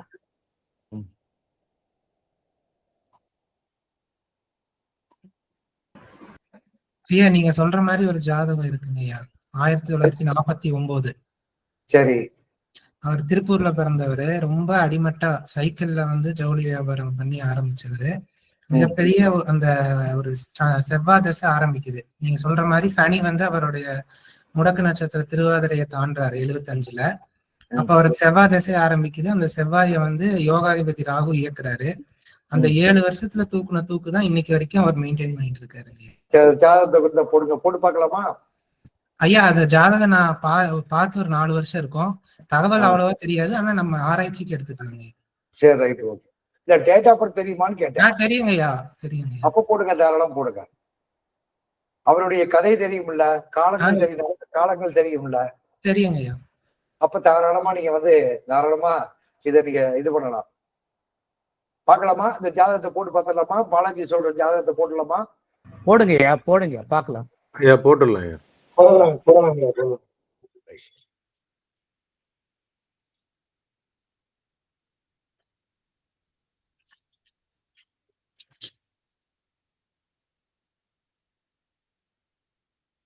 சொல்லுங்க சார். 1/7/1949.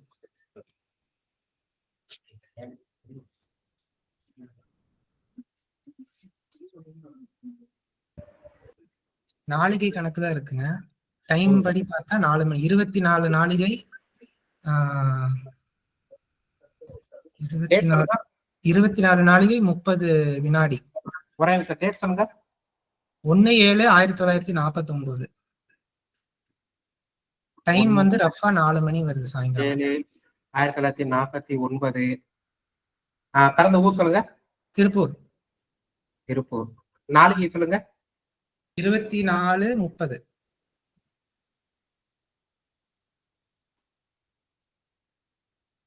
24:30. ஆமாங்க.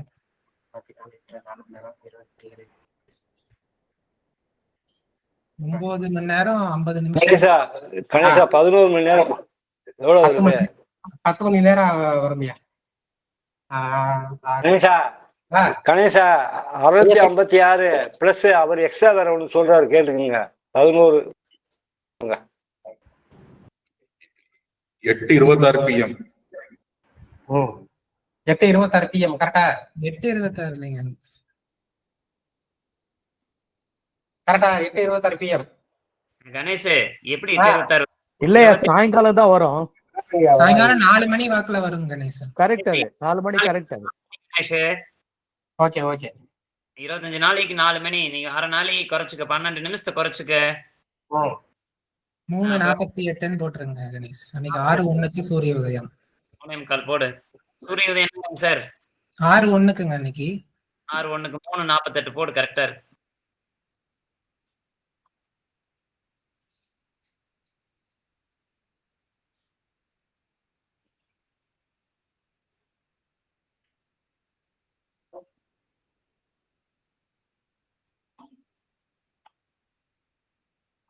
மூணு 48 போட்டா முடக்கு 9வது வீடு வருது இல்ல, 4:30 போட்டா 8வது வீடு வருது. அப்ப நாளைக்கு தப்புங்க. 3:50 போட்டா பாருங்களே. நாளைக்கு சொல்லுங்க, என்ன நாளைக்கு திருப்பி சொல்லுங்க. 24 நாளைக்கு 30 நிமிஷம் 30 வினாடிகள் சார். 3:50 போட்டா வருது 8வது முடக்கு வருது சார். 8ஆம் இடமோட விருச்சிக லக்னம் தாங்க அவங்க. கணேஷ் என்கிட்ட ஒரு ஜாதகம் இருக்கு, தரவா? விருச்சிக லக்னம் மிதுன முடக்கு. சரி 8ஆம் இடம் முடக்கான ஜாதகம் ஒண்ணு இருக்கு என்கிட்ட. கணேஷ் 3:50 போடுங்க. Okay okay.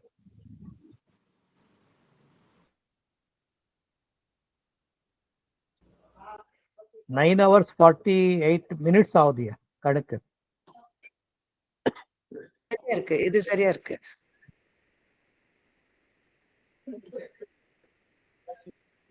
ஆ, 3:50க்கு ஆண்காலம் வருதான்னு பாத்துக்கோங்க.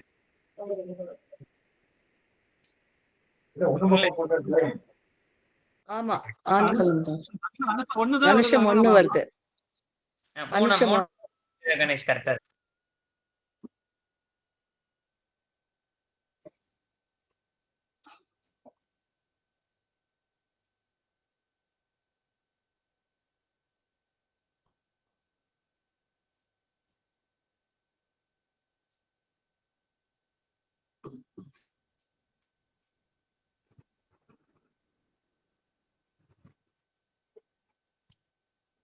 கைய வச்சா இப்படி அழிச்சிடலாம். கைய வச்சா புள்ளி மாதிரி வருதுல்ல.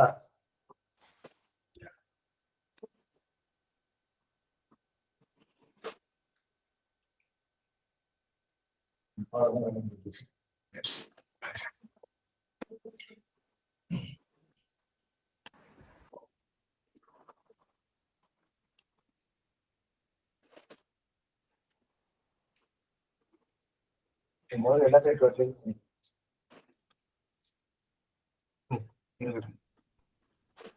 சொல்லவா சார்? சொல்லுங்க மேடம். விருச்சிக லக்னம்,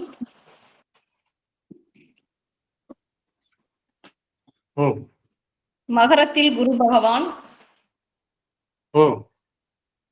மீனத்தில் ராகு பகவான், ரிஷபத்தில் செவ்வாய் பகவான், புதன் பகவான்,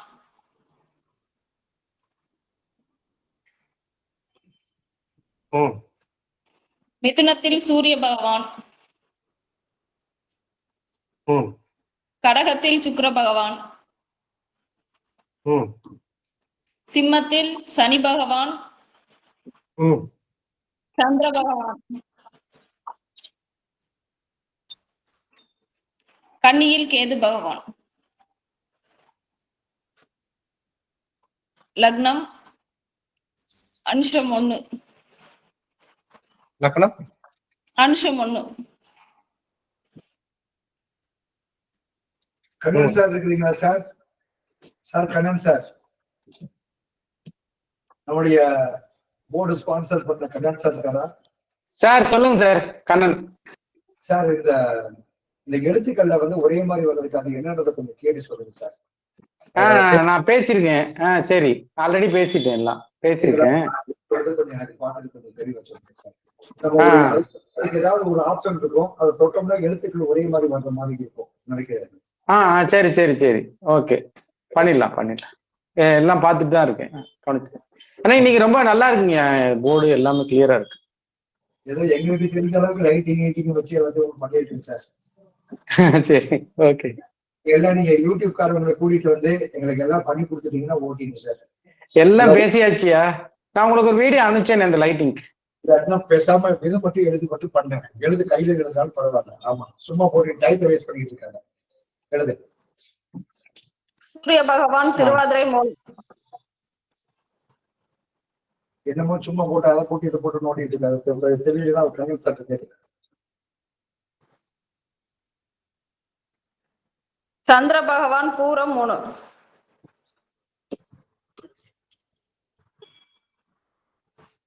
செவ்வாய் பகவான் ரோஹிணி 4.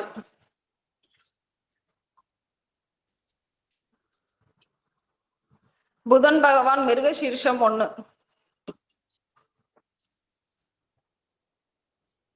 குரு பகவான் உத்திராடம் 3.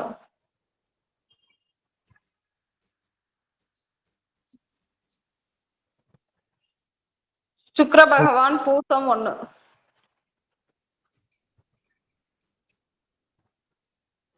சனி பகவான் மகம் 3. ராகு பகவான் ரேவதி 4. என்ன தேதிமா வருது? குலலட்சுமிமா ஐயா சஷ்டி சுக்லபட்ச சஷ்டி திதிங்க. கேது பகவான் சித்திரை 2 சார்.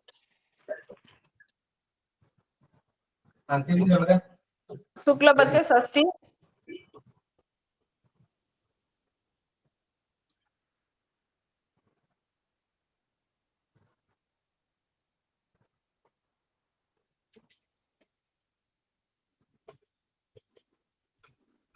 யோகம் வியதிபாத நாம யோகம் கௌளவ கர்ணம்.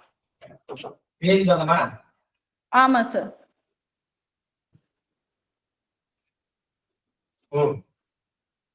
கௌளவ கர்ணம்.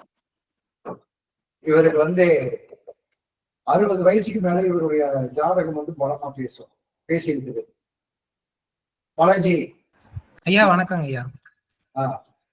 ஐயா இவருக்கு எந்த வயசு வாழ்க்கையில பெரிய லிப்டுக்கு வந்தாரு? பெரிய ஐயா இவர் பிறந்து ஒரு 10 வயசுக்குள்ளேயே இவங்க அப்பா அம்மா எல்லாம் இல்லைங்க ஐயா. ஆனா இவங்க எல்லாம் முன்ன வாழ்ந்து அதுக்கப்புறம் ஏமாந்து போன ஒரு ஃபேமிலி தான். இவர் தான் மூத்தவர். இவருக்கு கீழே 3 பேரு கூட பிறந்தவங்க இருக்காங்க. இவர் சைக்கிள்ல ஜவுளி வியாபாரம் அவங்க அப்பாவுடைய தொழில் ஆரம்பிக்கிறாரு. கொஞ்சம் கொஞ்சமா பிக்கப் ஆகுறாரு. பிக்கப் ஆகி ஒரு லிஃப்ட் எப்ப கிடைக்குதுன்னு கேட்டீங்கன்னா அந்த நீங்க சொல்ற டைம், அதாவது இந்த திருவாதிரைய சனி தாண்டுற சமயம் 1974 இவருக்கு செவ்வாய் தசை ஆரம்பிக்குது. இந்த செவ்வாய் தசை ஆரம்பிக்கும் போது ஒரு கடை ஆரம்பிக்கிறாரு. அந்த கடை ஒரு பவகர்ணத்தனிக்கு ஓபன் பண்றாரு. அந்த ஒரு கடை அந்த கொங்கு மண்டலம் ஃபுல்லாவே ஒரு 15-20 பிரான்ச்சா அடுத்த ஒரு 20 வருஷத்துல வளருது. அவங்க வீட்லயே பாதாள சுரங்கம் வச்சு பணத்தை பதுக்குற அளவு டெவலப்மெண்ட் ஆகுறாரு. இப்ப என்னங்கய்யா? அரவிந்த் பாலாஜி சென்னை சிவகாரங்களா? இல்லைங்க ஐயா, உங்களுக்கும் இவர் நல்லா தெரியும். நீங்களே இவர் ஜாதகம் முன்ன பாத்துருக்கீங்க. இவர் பேரு எம் சண்முகம். சண்முகமா? சரி. உங்க உடுமல்பேட்டைக்காரரா? இல்ல திருப்பூர் தாங்க ஐயா. எம்எஸ்ன்னு சொல்லுவாங்க ஐயா இவர. ஆமா ஆமா ஆமா. அவரு உங்களுக்கு தெரியும்னு சரி சரி சரி சரி. அவரோட ஜாதகம் தாங்க ஐயா இது. அப்ப இவர் எத்தனை வயசுல இப்ப ஆகுறாரு? 49 பிறந்து 74 இவரை டெவலப்மெண்ட் ஆகுறதுனால எத்தனை வயசுன்னு மட்டும் கொஞ்சம் பாருங்க ப்ளீஸ். எத்தனை வயசு? 60 வயசுக்கு மேலதான் இவருடைய வாழ்க்கையில முன்னேற்றம் கொடுக்குது 8ஆம் பாவகத்துக்கு உண்டான கிரக அமைப்பு.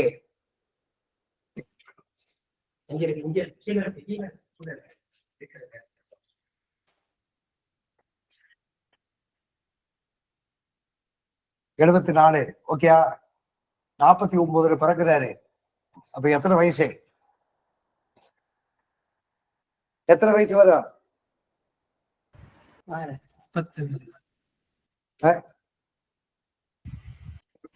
25 வயசுங்கய்யா. என்ன சாமி? 1950. 25 வயசுங்க ஐயா. 25 வயசு. Right, okay. அப்ப இவருக்கு ஏன் 25 வயசுல இந்த ராகு திசைக்கு மேல இவருக்கு வந்திருக்குன்னு கேட்டீங்கன்னா, இவருடைய நாமயோகம் என்ன நாமயோகம்?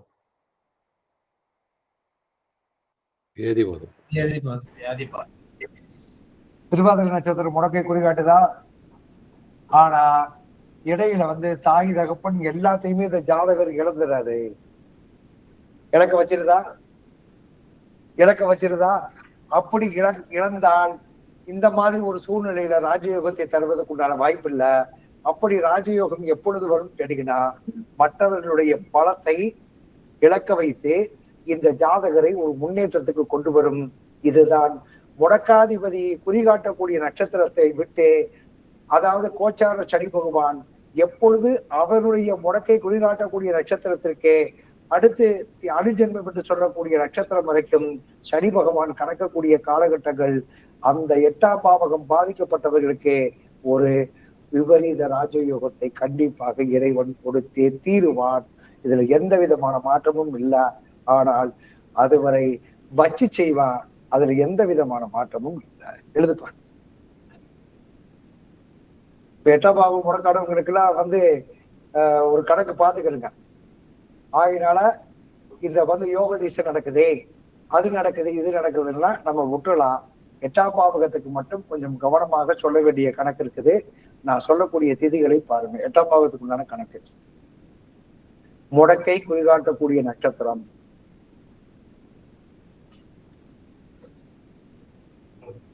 எட்டாம் பாவக அதிபதிக்கு யாரோ முடக்கை குறிகாட்டக்கூடிய நட்சத்திரம், 8ஆம் பாவகம் முடக்காதிபதி ஆகி முடக்கை குறிகாட்டக்கூடிய நட்சத்திரத்தை குறிகாட்டும் நட்சத்திரத்தை கோச்சார சனி பகவான் பயணிக்கக்கூடிய காலகட்டத்தில்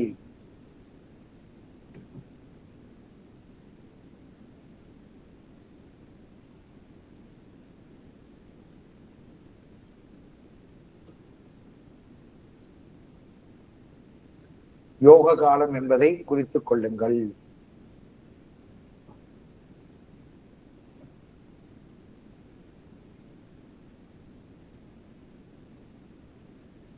முக்கிய குறிப்பு, யோக காலம் என்பதை தெரிந்து கொள்ளணும்.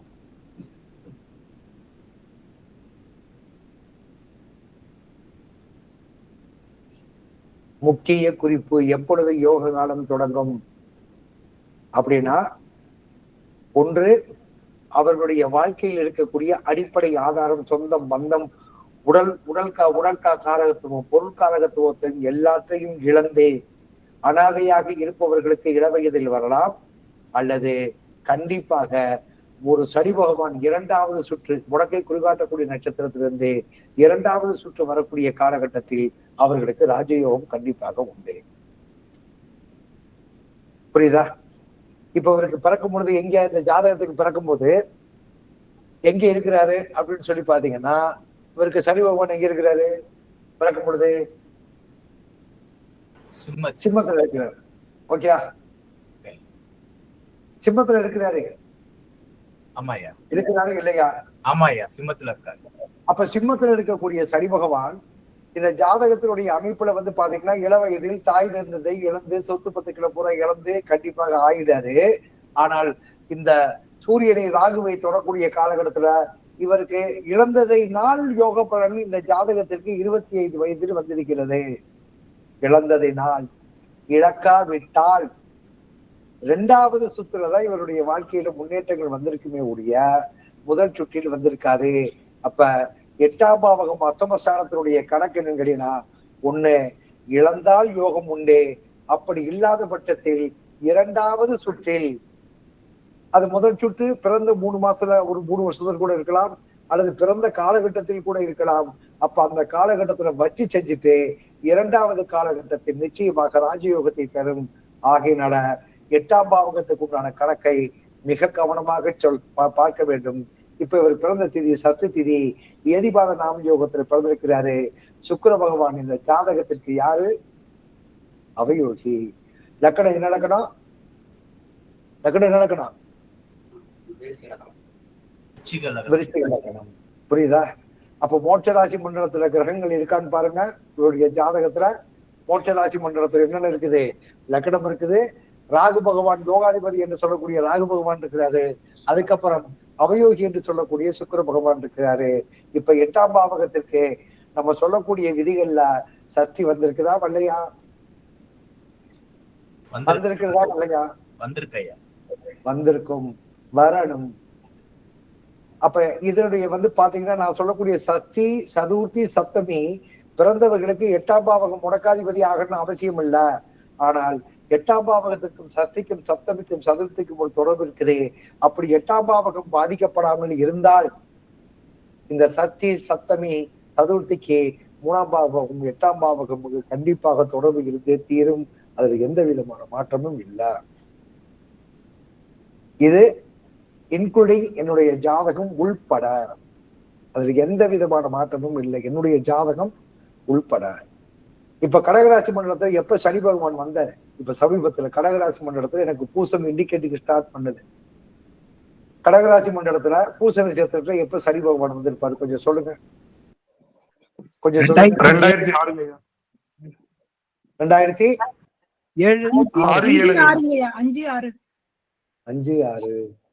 2005-6 பின்னாடிதான் என்னுடைய வாழ்க்கையில ஒரு அடிப்பட்ட கால் பதிக்கிற.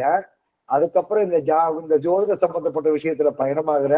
அதற்கப்புறம் தான் இந்த என்னுடைய வாழ்க்கையில நான் பிறந்ததுக்கே அர்த்தத்தை கொடுக்கிறா.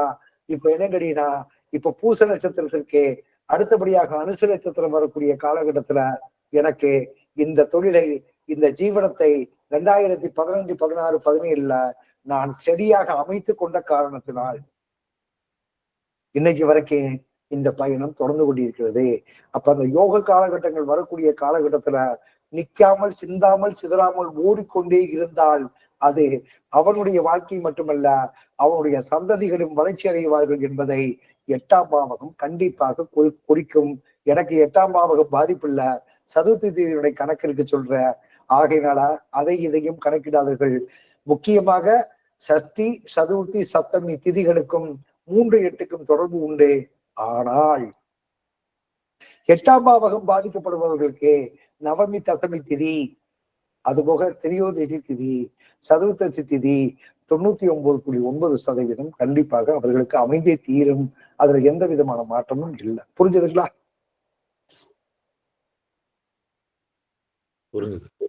புரிஞ்சதுங்களா? கொஞ்சம் விளக்கமாக இந்த பாவகத்துக்கு உண்டான கணக்குகள் இப்ப உங்களுக்கு விளக்கமாக கொஞ்சம் புரிஞ்சிருக்கும். புரிஞ்சதுல? ஒருத்தருமே பேச மாட்டேங்கிறீங்களா சாமி? தெளிவா புரியணும். இதுக்கு முன்னாடி புரியாட்டாலும் இப்பயாவது தெளிவா. ஓகேங்களா? இதை விட ஒரு முக்கியமான விஷயம் தெரிஞ்சுக்கிறீங்க. ஏன் 8ஆம் பாவகம் முடக்காதிபதி ஆகிறது? இப்ப இந்த ஜாதகத்துல சூரியன் எங்க இருக்கிறாரு? திருவாதிரையில் நினைக்கிறார்.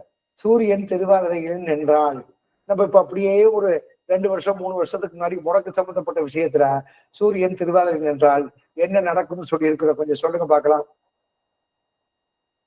சூரியன் திருவாதிரையில் நின்றால் என்ன நடந்திருக்கும்? முன்னோர்களுடைய கர்ம காரியம் எப்படி நிகழ்ந்திருக்கும்? விஷமரணம், விஷகர்மா.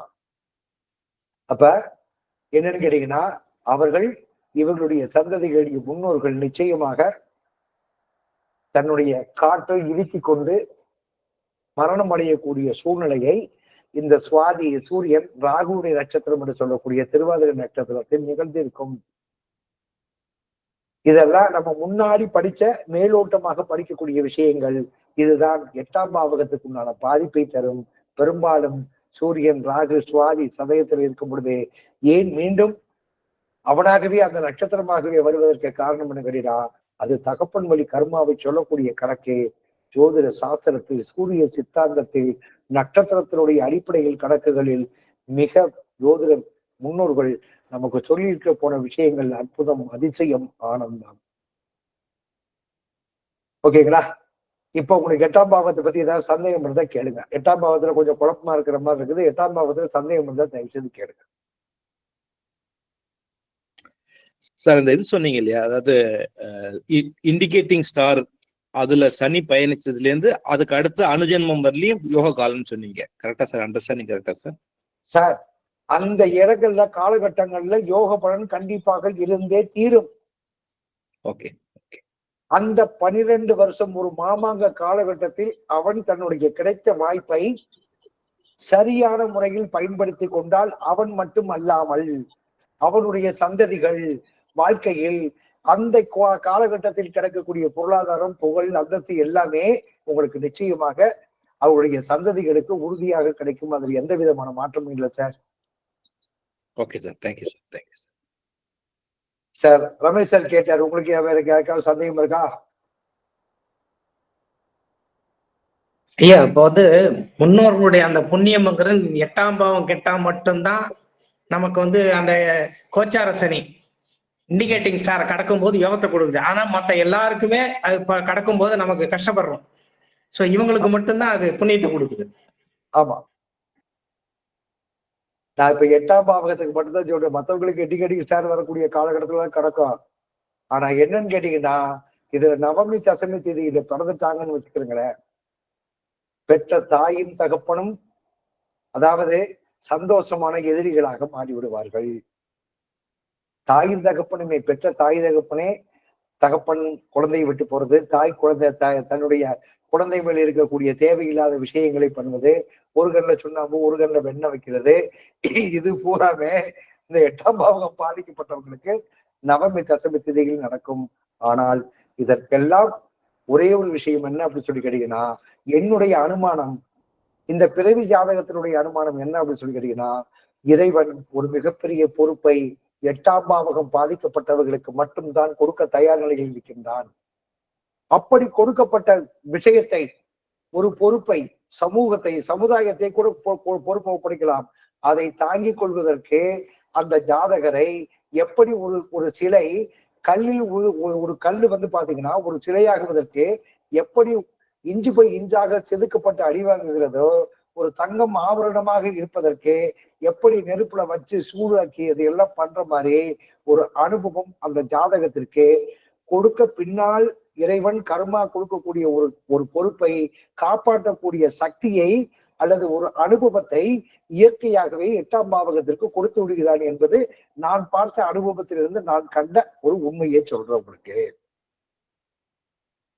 ஒரு ஐஏஎஸ் படிக்கிறாங்கன்னா அவங்க எவ்வளவு பெரிய தேர்ச்சி போகணும், இல்லை நீட் தேர்வு குழந்தை எழுதுதுங்க, முதல் தேர்வு 2 மார்க்கு போயிடுது, அரை மார்க்கு போயிடுது, விடாம பரீட்சை எழுதி போற குழந்தைங்க இருக்குது.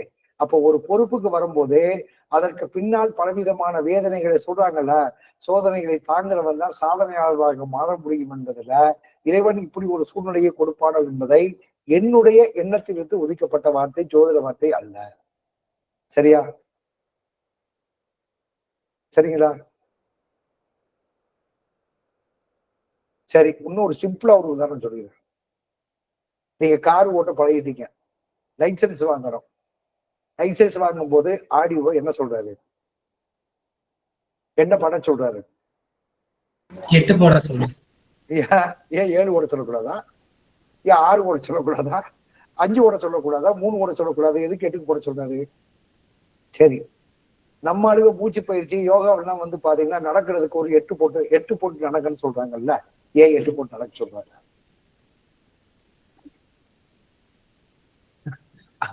மனிதன் 8 மனித வாழ்க்கையை பேச்சு சொல்லி வச்சிருக்காருல்ல, ஓரட்டில் பகிலாத நடை பேச்சு.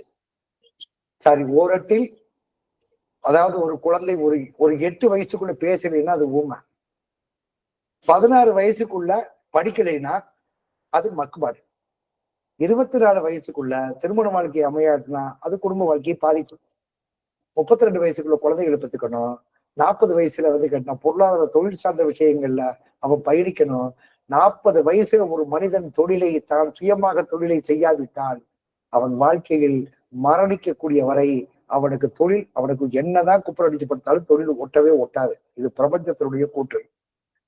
48 வயசுல அவன் பேரு, புகழ், அந்தஸ்து எல்லாமே வாங்கணும். 56 வயசுல அவன் தனக்கும் தன்னுடைய குடும்பத்திற்கும் மற்றவர்களுக்கும் எல்லாத்தையும் சேமித்து வச்சுட்டு பின்னாடி வரக்கூடிய சந்ததிகளுக்காக வேண்டி 60 வயசுக்கு மேல ஓய்வெடுக்க போகணும். இதனுடைய கணக்குகளை 8ஆக சொல்றாங்க. இதுக்கு மேல நான் 8க்கு சொல்றதுக்கு உண்டான விளக்கம் இல்லை. ஓகே, எனக்கு இதுக்கு மேல தெரியல.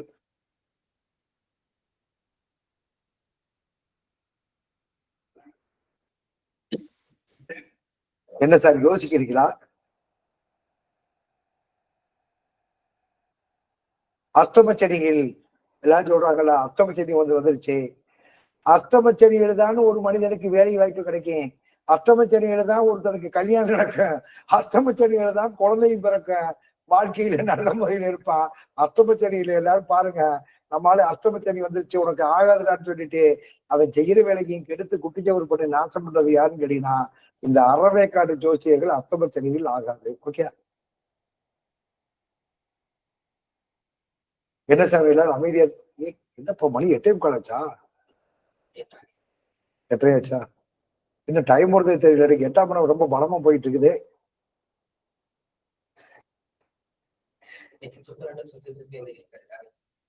ஐயா ஏதாவது பேசுங்க ஐயா, சந்தேகம் இருந்தா கேளுங்க ஐயா. பாத்துக்கிட்டு இருக்கிறாங்க அவங்க ஜாதகத்தை 8ஆம் பாவகம் பாதிக்கப்பட்டிருக்கா அப்படின்ட்டு. யாராவது பேசுங்க, எல்லாரும் இருக்கிறீங்களா? ஐயா 8ஆம் இடத்துக்கு இவ்வளவு பெரிய விஷயம் இருக்கான்னு இன்னைக்குதான் ரொம்ப தெரிஞ்சுக்கிட்டோம். ஏன்னா 8ஆம் இடம்னாலே ஆயுள் ஸ்தானம் அப்படின்னு எல்லாமே பயன்படுத்துறவங்க இன்னைக்கு இவ்வளவு பெரிய ஆயுள் ஸ்தானத்தை எங்க இருக்குதுன்னு யாருக்கா தெரியுமா? அதான் ஆயுள் ஸ்தானத்தினுடைய சுச்சி எங்க இருக்குன்னு கேட்டீங்கன்னா ஜென்ம நட்சத்திரத்துல 22வது நட்சத்திரம் என்று சொல்லக்கூடிய வைநாசிக நட்சத்திரத்தில் தான் அவனுடைய உடல் பகுதி பலவீனமடையும். அந்த இடத்தில் அவனுக்கு பாதிக்கப்பட்டால் நிச்சயமாக ஆயுள் சம்பந்தப்பட்ட விஷயத்துக்கு போய் மாட்டோம். இதுதான் கணக்கு. இது அப்புறம் நம்ம அப்புறம் தெளிவா பாத்துக்கலாம். ஓகே, அருமைங்க ஐயா, நன்றிங்க நன்றிங்க. ரைட், ஓகே, சரி. இப்ப 8ஆம் பாகத்துக்கு உண்டான இது எழுதிடலாம். இல்லாட்ட என்னது இது புரிஞ்சதா உங்களுக்கு? சமையலா பேசுங்க, சமையலா நல்லா இருக்கு, புரியுது, புரியல, எடுத்துக்கிட்டா ஏதோ ஒண்ணு சொல்லலாம்ல. இல்ல நம்ம பழைய மாணவர்கள் தானே. எல்லாருமே அது எல்லாருமே ரிவைஸ் பண்ணி எல்லாருமே யோசிச்சுட்டு பாத்துட்டு இருக்காங்க. வணக்கம் ராஜா சார். வணக்கம் சார். அஷ்டம சனியில தான் எனக்கு கல்யாணம் ஆச்சு, அஷ்டம தான் குழந்தைங்க வந்துச்சு. உண்மைதான், ஒண்ணும் பண்ண முடியாது. ஏன்டா அஷ்டமச்சனி அம்மா அஷ்டமச்சனி ஆகாதுன்னு இருக்கிறா. அஷ்டமச்சனி தானே உனக்கு வேலை கிடைச்சிருக்கா, அஷ்டமச்சனி தானே உனக்கு கல்யாணமா இருக்கா. இது ஏன்டா இங்க பாசிட்டிவாவே யோசிக்க மாட்டேங்கிறாங்களே, அதுதானே வேதனையான விஷயமா இருக்குது. சரி, ரைட், ஓகே. விதிகளை எழுதி விடலாம் 8ஆம் பாவகத்துக்கு.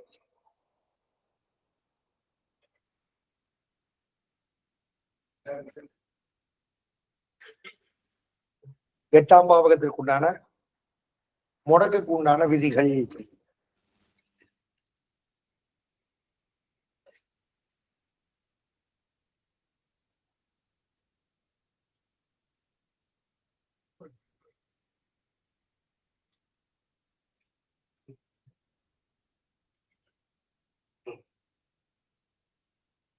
வாழ்க்கையில் துன்பங்கள் துயரங்களை ஒரு குறிப்பிட்ட காலகட்டத்தில் அனுபவித்தே தீருவார்கள்.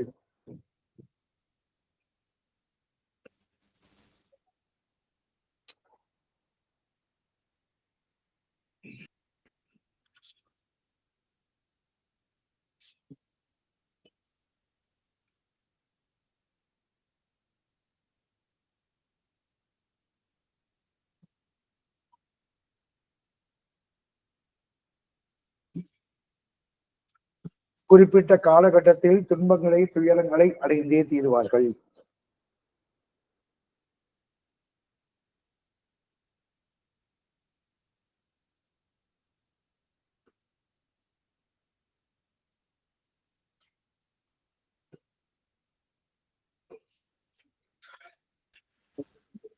இவனுக்கு 8ஆம் பாவகம் முடக்காதிபதி ஆகக்கூடிய கிரகம் நட்சத்திரம் எந்த நட்சத்திரத்திலோ அந்த நட்சத்திரத்தை சனி பகவான் கடக்கக்கூடிய காலகட்டத்தில் இருந்து 8ஆம் பாவகம் முடக்கை குறிகாட்டக்கூடிய நட்சத்திரம் என்று சொல்லக்கூடிய நட்சத்திரத்தில் இருந்து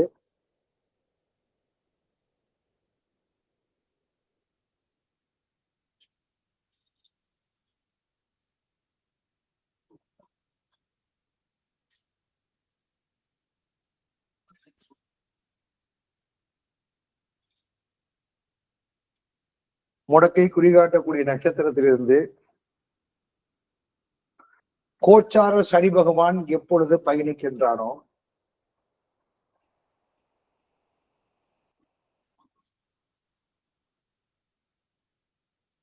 கோச்சார சனி பகவான் எப்பொழுது பயணிக்கின்றாரோ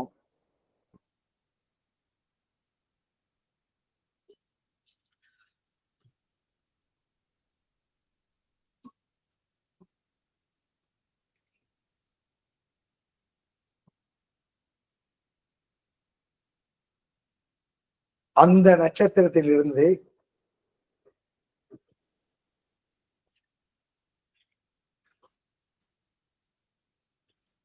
அணுஜென்ம நட்சத்திரம் என்று சொல்லக்கூடிய முடக்கை குறிகாட்டக்கூடிய நட்சத்திரத்தினுடைய அணுஜென்மம் நட்சத்திரத்தில் இருந்து முடக்கை குறிகாட்டக்கூடிய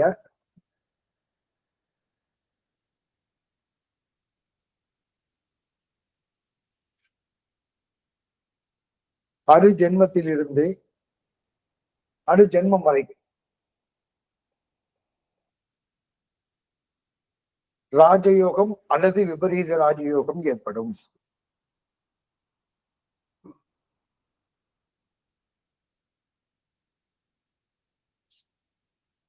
அல்லது விபரீத ராஜயோகம் ஏற்படும்.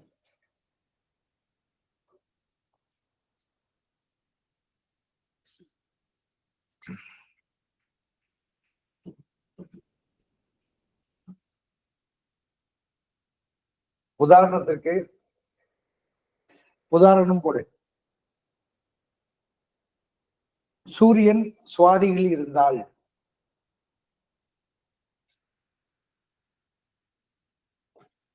சூரியன்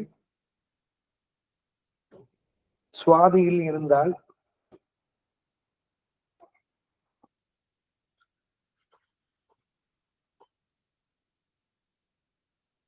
சதய நட்சத்திர வரை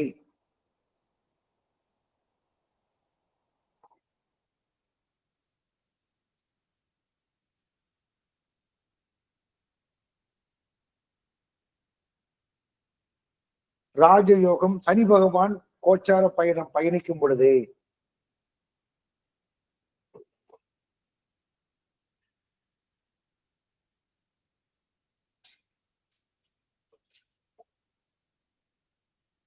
இந்த பலாபலன் நடக்கும்.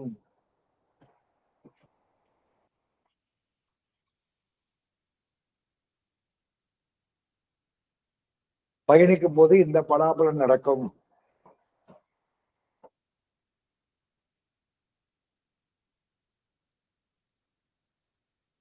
மேலும் 8ஆம் பாவகம் முடக்காதிபதி அவர்களுக்கு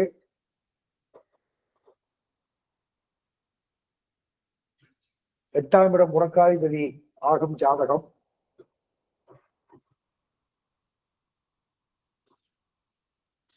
நவமி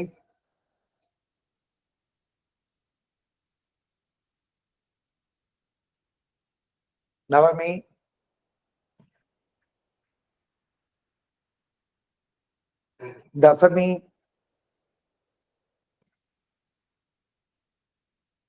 திரியோதசி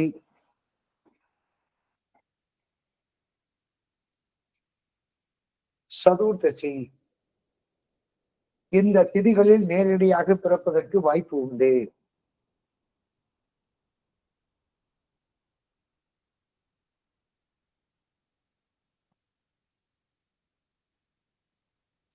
நேரடியாக பிறப்பதற்கு வாய்ப்பு உண்டு.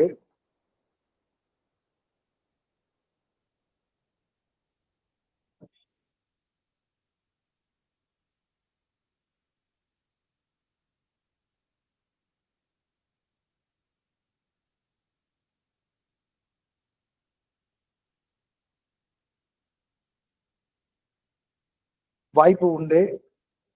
துணை திதியாக சப்சூட் திதியாக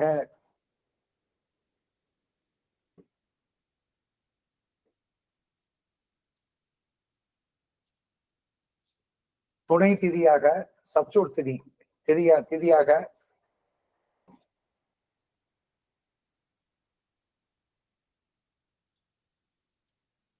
துணை திதியாக சக்தி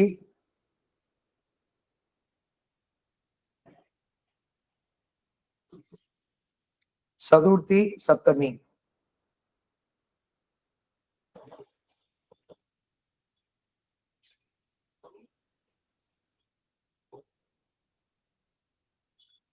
இந்த திதியில் பிறந்தவர்களுக்கு 8ஆம் பாவகத்திற்கும் 3ஆம் பாவகத்திற்கும் ஒரு தொடர்பு வரும்.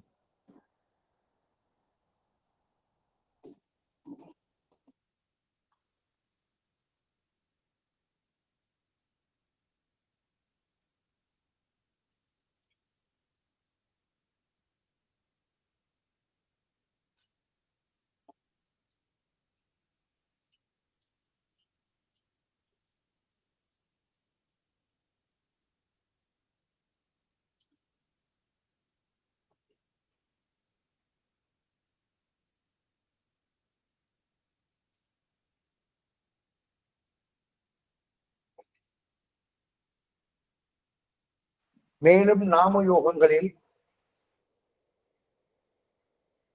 இந்த 8ஆம் பாவகம் முடக்காதிபதியானவர்களுக்கு என்ன நாம யோகத்தில் பிறந்தால் யோகமும் எந்த நாம யோகத்தில் பிறந்தால் ராஜயோகமும் உண்டு ஒரு கணக்கு உண்டு.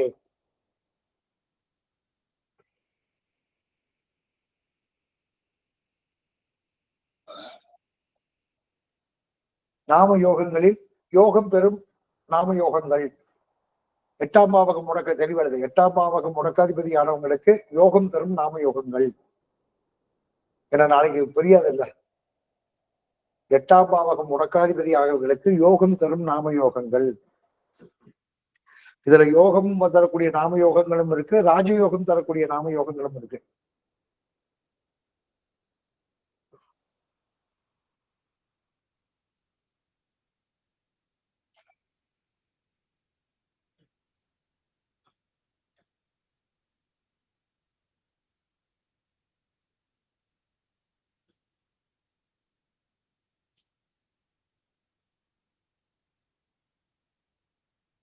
சோபனம், சோபனம்,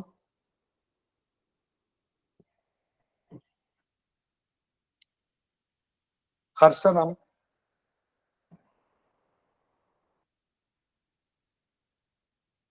சுபம் சூரியனுடைய நாமயோகங்கள் யோகத்தை தரும்.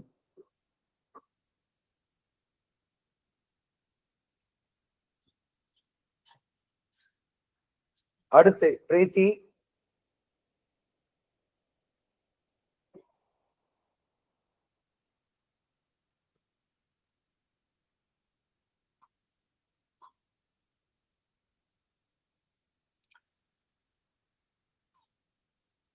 நாமயோகங்கள் விருத்தியை தரும். அடுத்து புதனுடைய நாமயோகங்கள் என்று சொல்லக்கூடிய பிரீத்தி, விருத்தி, சிவம். பிரீத்தி, விருத்தி, சிவம் இந்த 3 நாமயோகங்களும் இந்த 8ஆம் பாவகம் முடக்காதிபதி ஆகியவர்களுக்கு ராஜயோகத்தை தரும். யோகத்தை தரும்.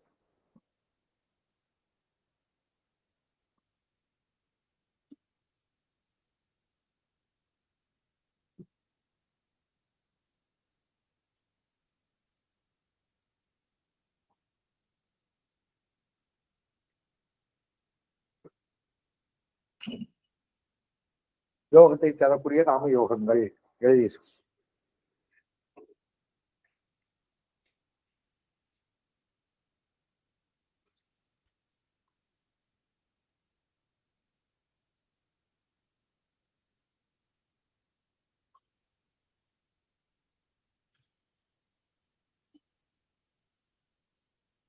நடத்தி கொடுப்பா. இப்ப 8ஆம் பாவகம் முடக்காதவர்களுக்கு விபரீத ராஜயோகம் எந்த நாம யோகம் கொடுக்கும்ன்றதை எழுதிடலாம். 8ஆம் பாவகம் முடக்காரி ஆயிட்டுனா விபரீத ராஜயோகத்தை தரும் நாம யோகங்கள்.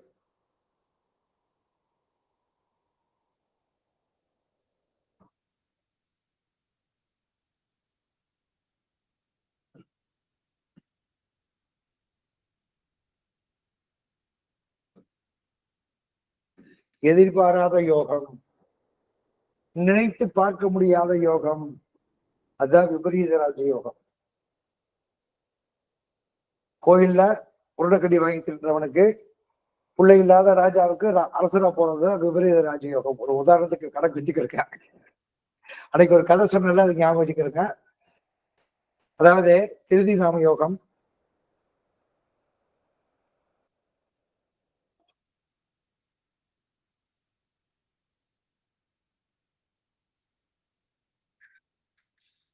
வியதிபாதம், சாரி திருதி ராமயோகம், அதுக்கடுத்து ராகு காமா வியதிபாதம், மகேந்திரம். வியதிபாதம் 17வது ராமயோகமா, ரைட். மகேந்திரம்.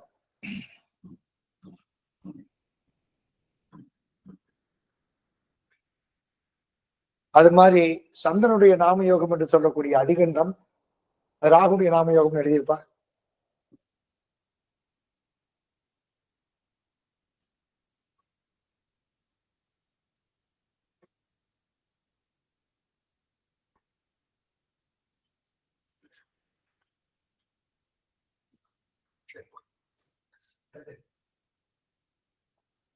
அடுத்தபடியாக அதிகண்டம்,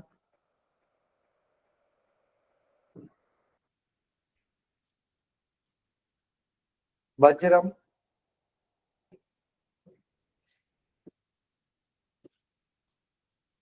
சுப்ரம்.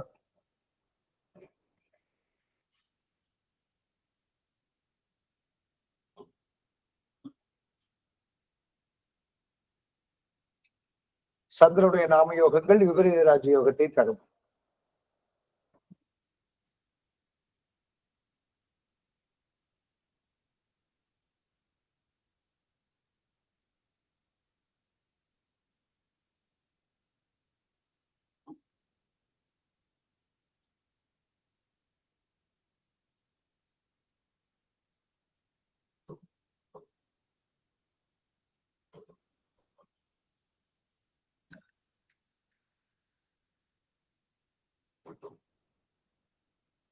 இதுல முக்கியமாக ஒரு சிறு குறிப்பு சொல்லிடுறேன்.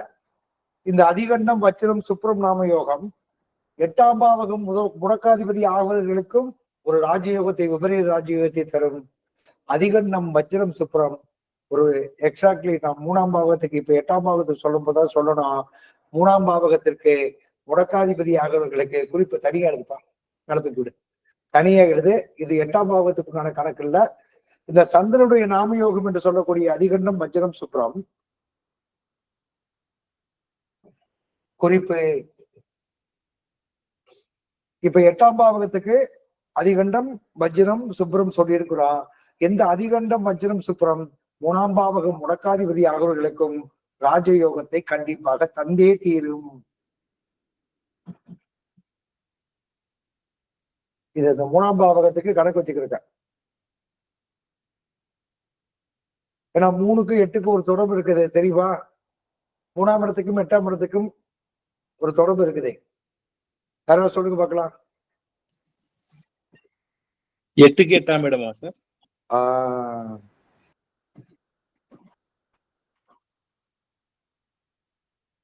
3ஆம் பாகம் முடக்கானவர்களுக்கும் இது 8ஆம் பாவகத்துக்கு வராது.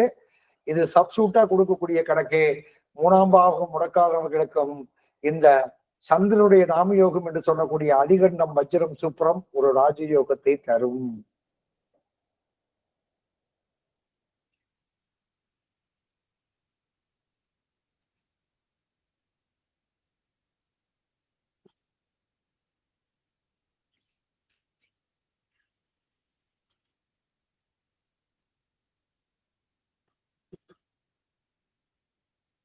சரி, இப்ப இந்த 8ஆம் பாவகத்துல ஒரு முக்கியமான ஒரு ராஜ ரகசியம் ஒண்ணு இருக்குது. கருணாதிபதி என்பது யார்? கருணாதிபதி யார் கொஞ்சம் சொல்லுங்க. கருணம் என்ன வேலையை செய்யும்? காரிய சித்தியை செய்யுமா? காரிய சித்தியை செய்யுமா? கருணாதிபதி என்பது ஒரு மெய்காப்பாமையா. அப்ப என்னன்னு கேட்டீங்கன்னா, இந்த 8ஆம் பாவகத்திற்கும் கரணத்திற்கும் ஒரு தொடர்புகளை நம்ம வச்சுக்கணும். இதை ஜெயிக்கிறதுக்கு உண்டான சூழ்நிலைகளுக்கு கருணாதிபதி இந்த 8ஆம் பாவகத்திற்கு யோகமாக இருந்தாலும் ராஜயோகமாக இருந்தாலும் ஒரு மிகப்பெரிய சப்போர்ட்டை செய்வான். அப்ப 8ஆம் பாவகம் பாதிக்கப்பட்டவர்களுக்கு கரணத்தில் தைதுளை கரணமும் கரசி கரணமும் மிகச்சிறப்பான கரணம்.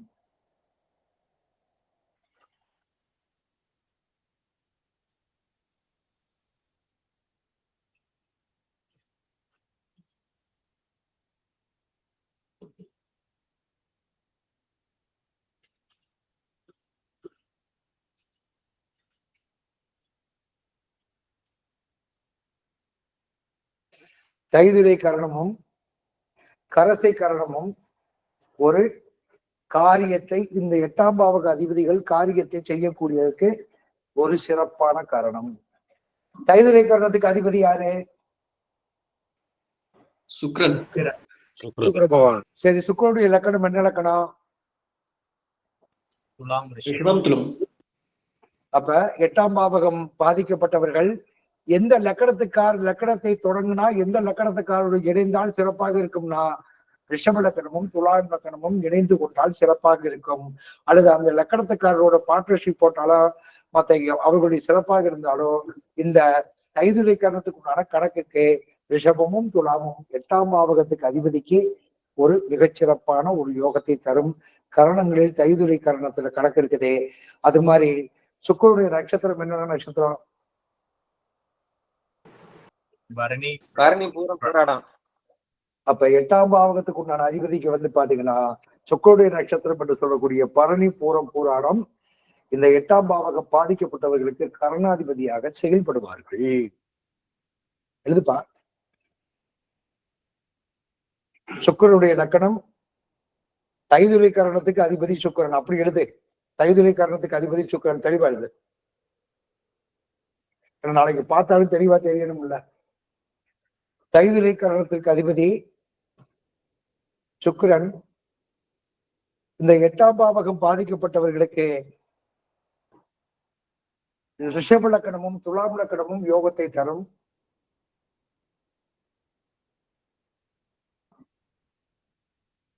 எட்டாம் பாவகம் பாதிக்கப்பட்டவர்களுக்கு 8ஆம் பாவகம் முடக்காதிபதியானவர்களுக்கு ரிஷப லக்கணமும் துலாம் லக்கணமும் யோகத்தை தரும். அது மாதிரி சுக்கிரனுடைய நட்சத்திரம் என்று சொல்லக்கூடிய பரணி பூரம் பூரான நட்சத்திரம் ஜாதகத்திற்கு 8ஆம் பாவகம் உள்ளவர்களுக்கு ஒரு யோக பலனை தரும்.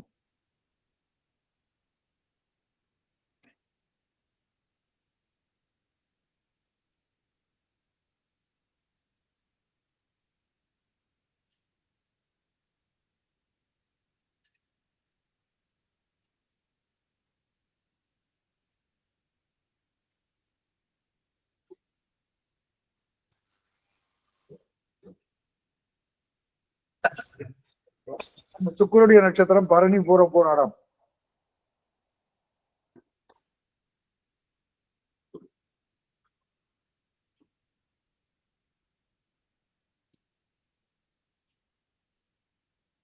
நட்சத்திரமும் 8ஆம் பாவகத்துக்கு அதிபதி காரியத்தை செய்யக்கூடிய நட்சத்திரமாக இருக்கும்.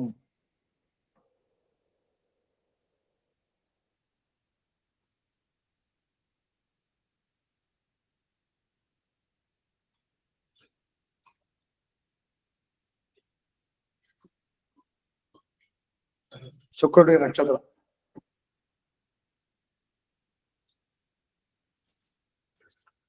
அதற்கு அடுத்தபடியாக கடகலக்கணம். சந்திரனுடைய கரசை கரணத்துக்கு சந்திரன் அதிபதி. லக்கணம் ஒரே ஆதிபத்தியம் சந்திரனுக்கு. கடகலக்கணம் சிறப்பு.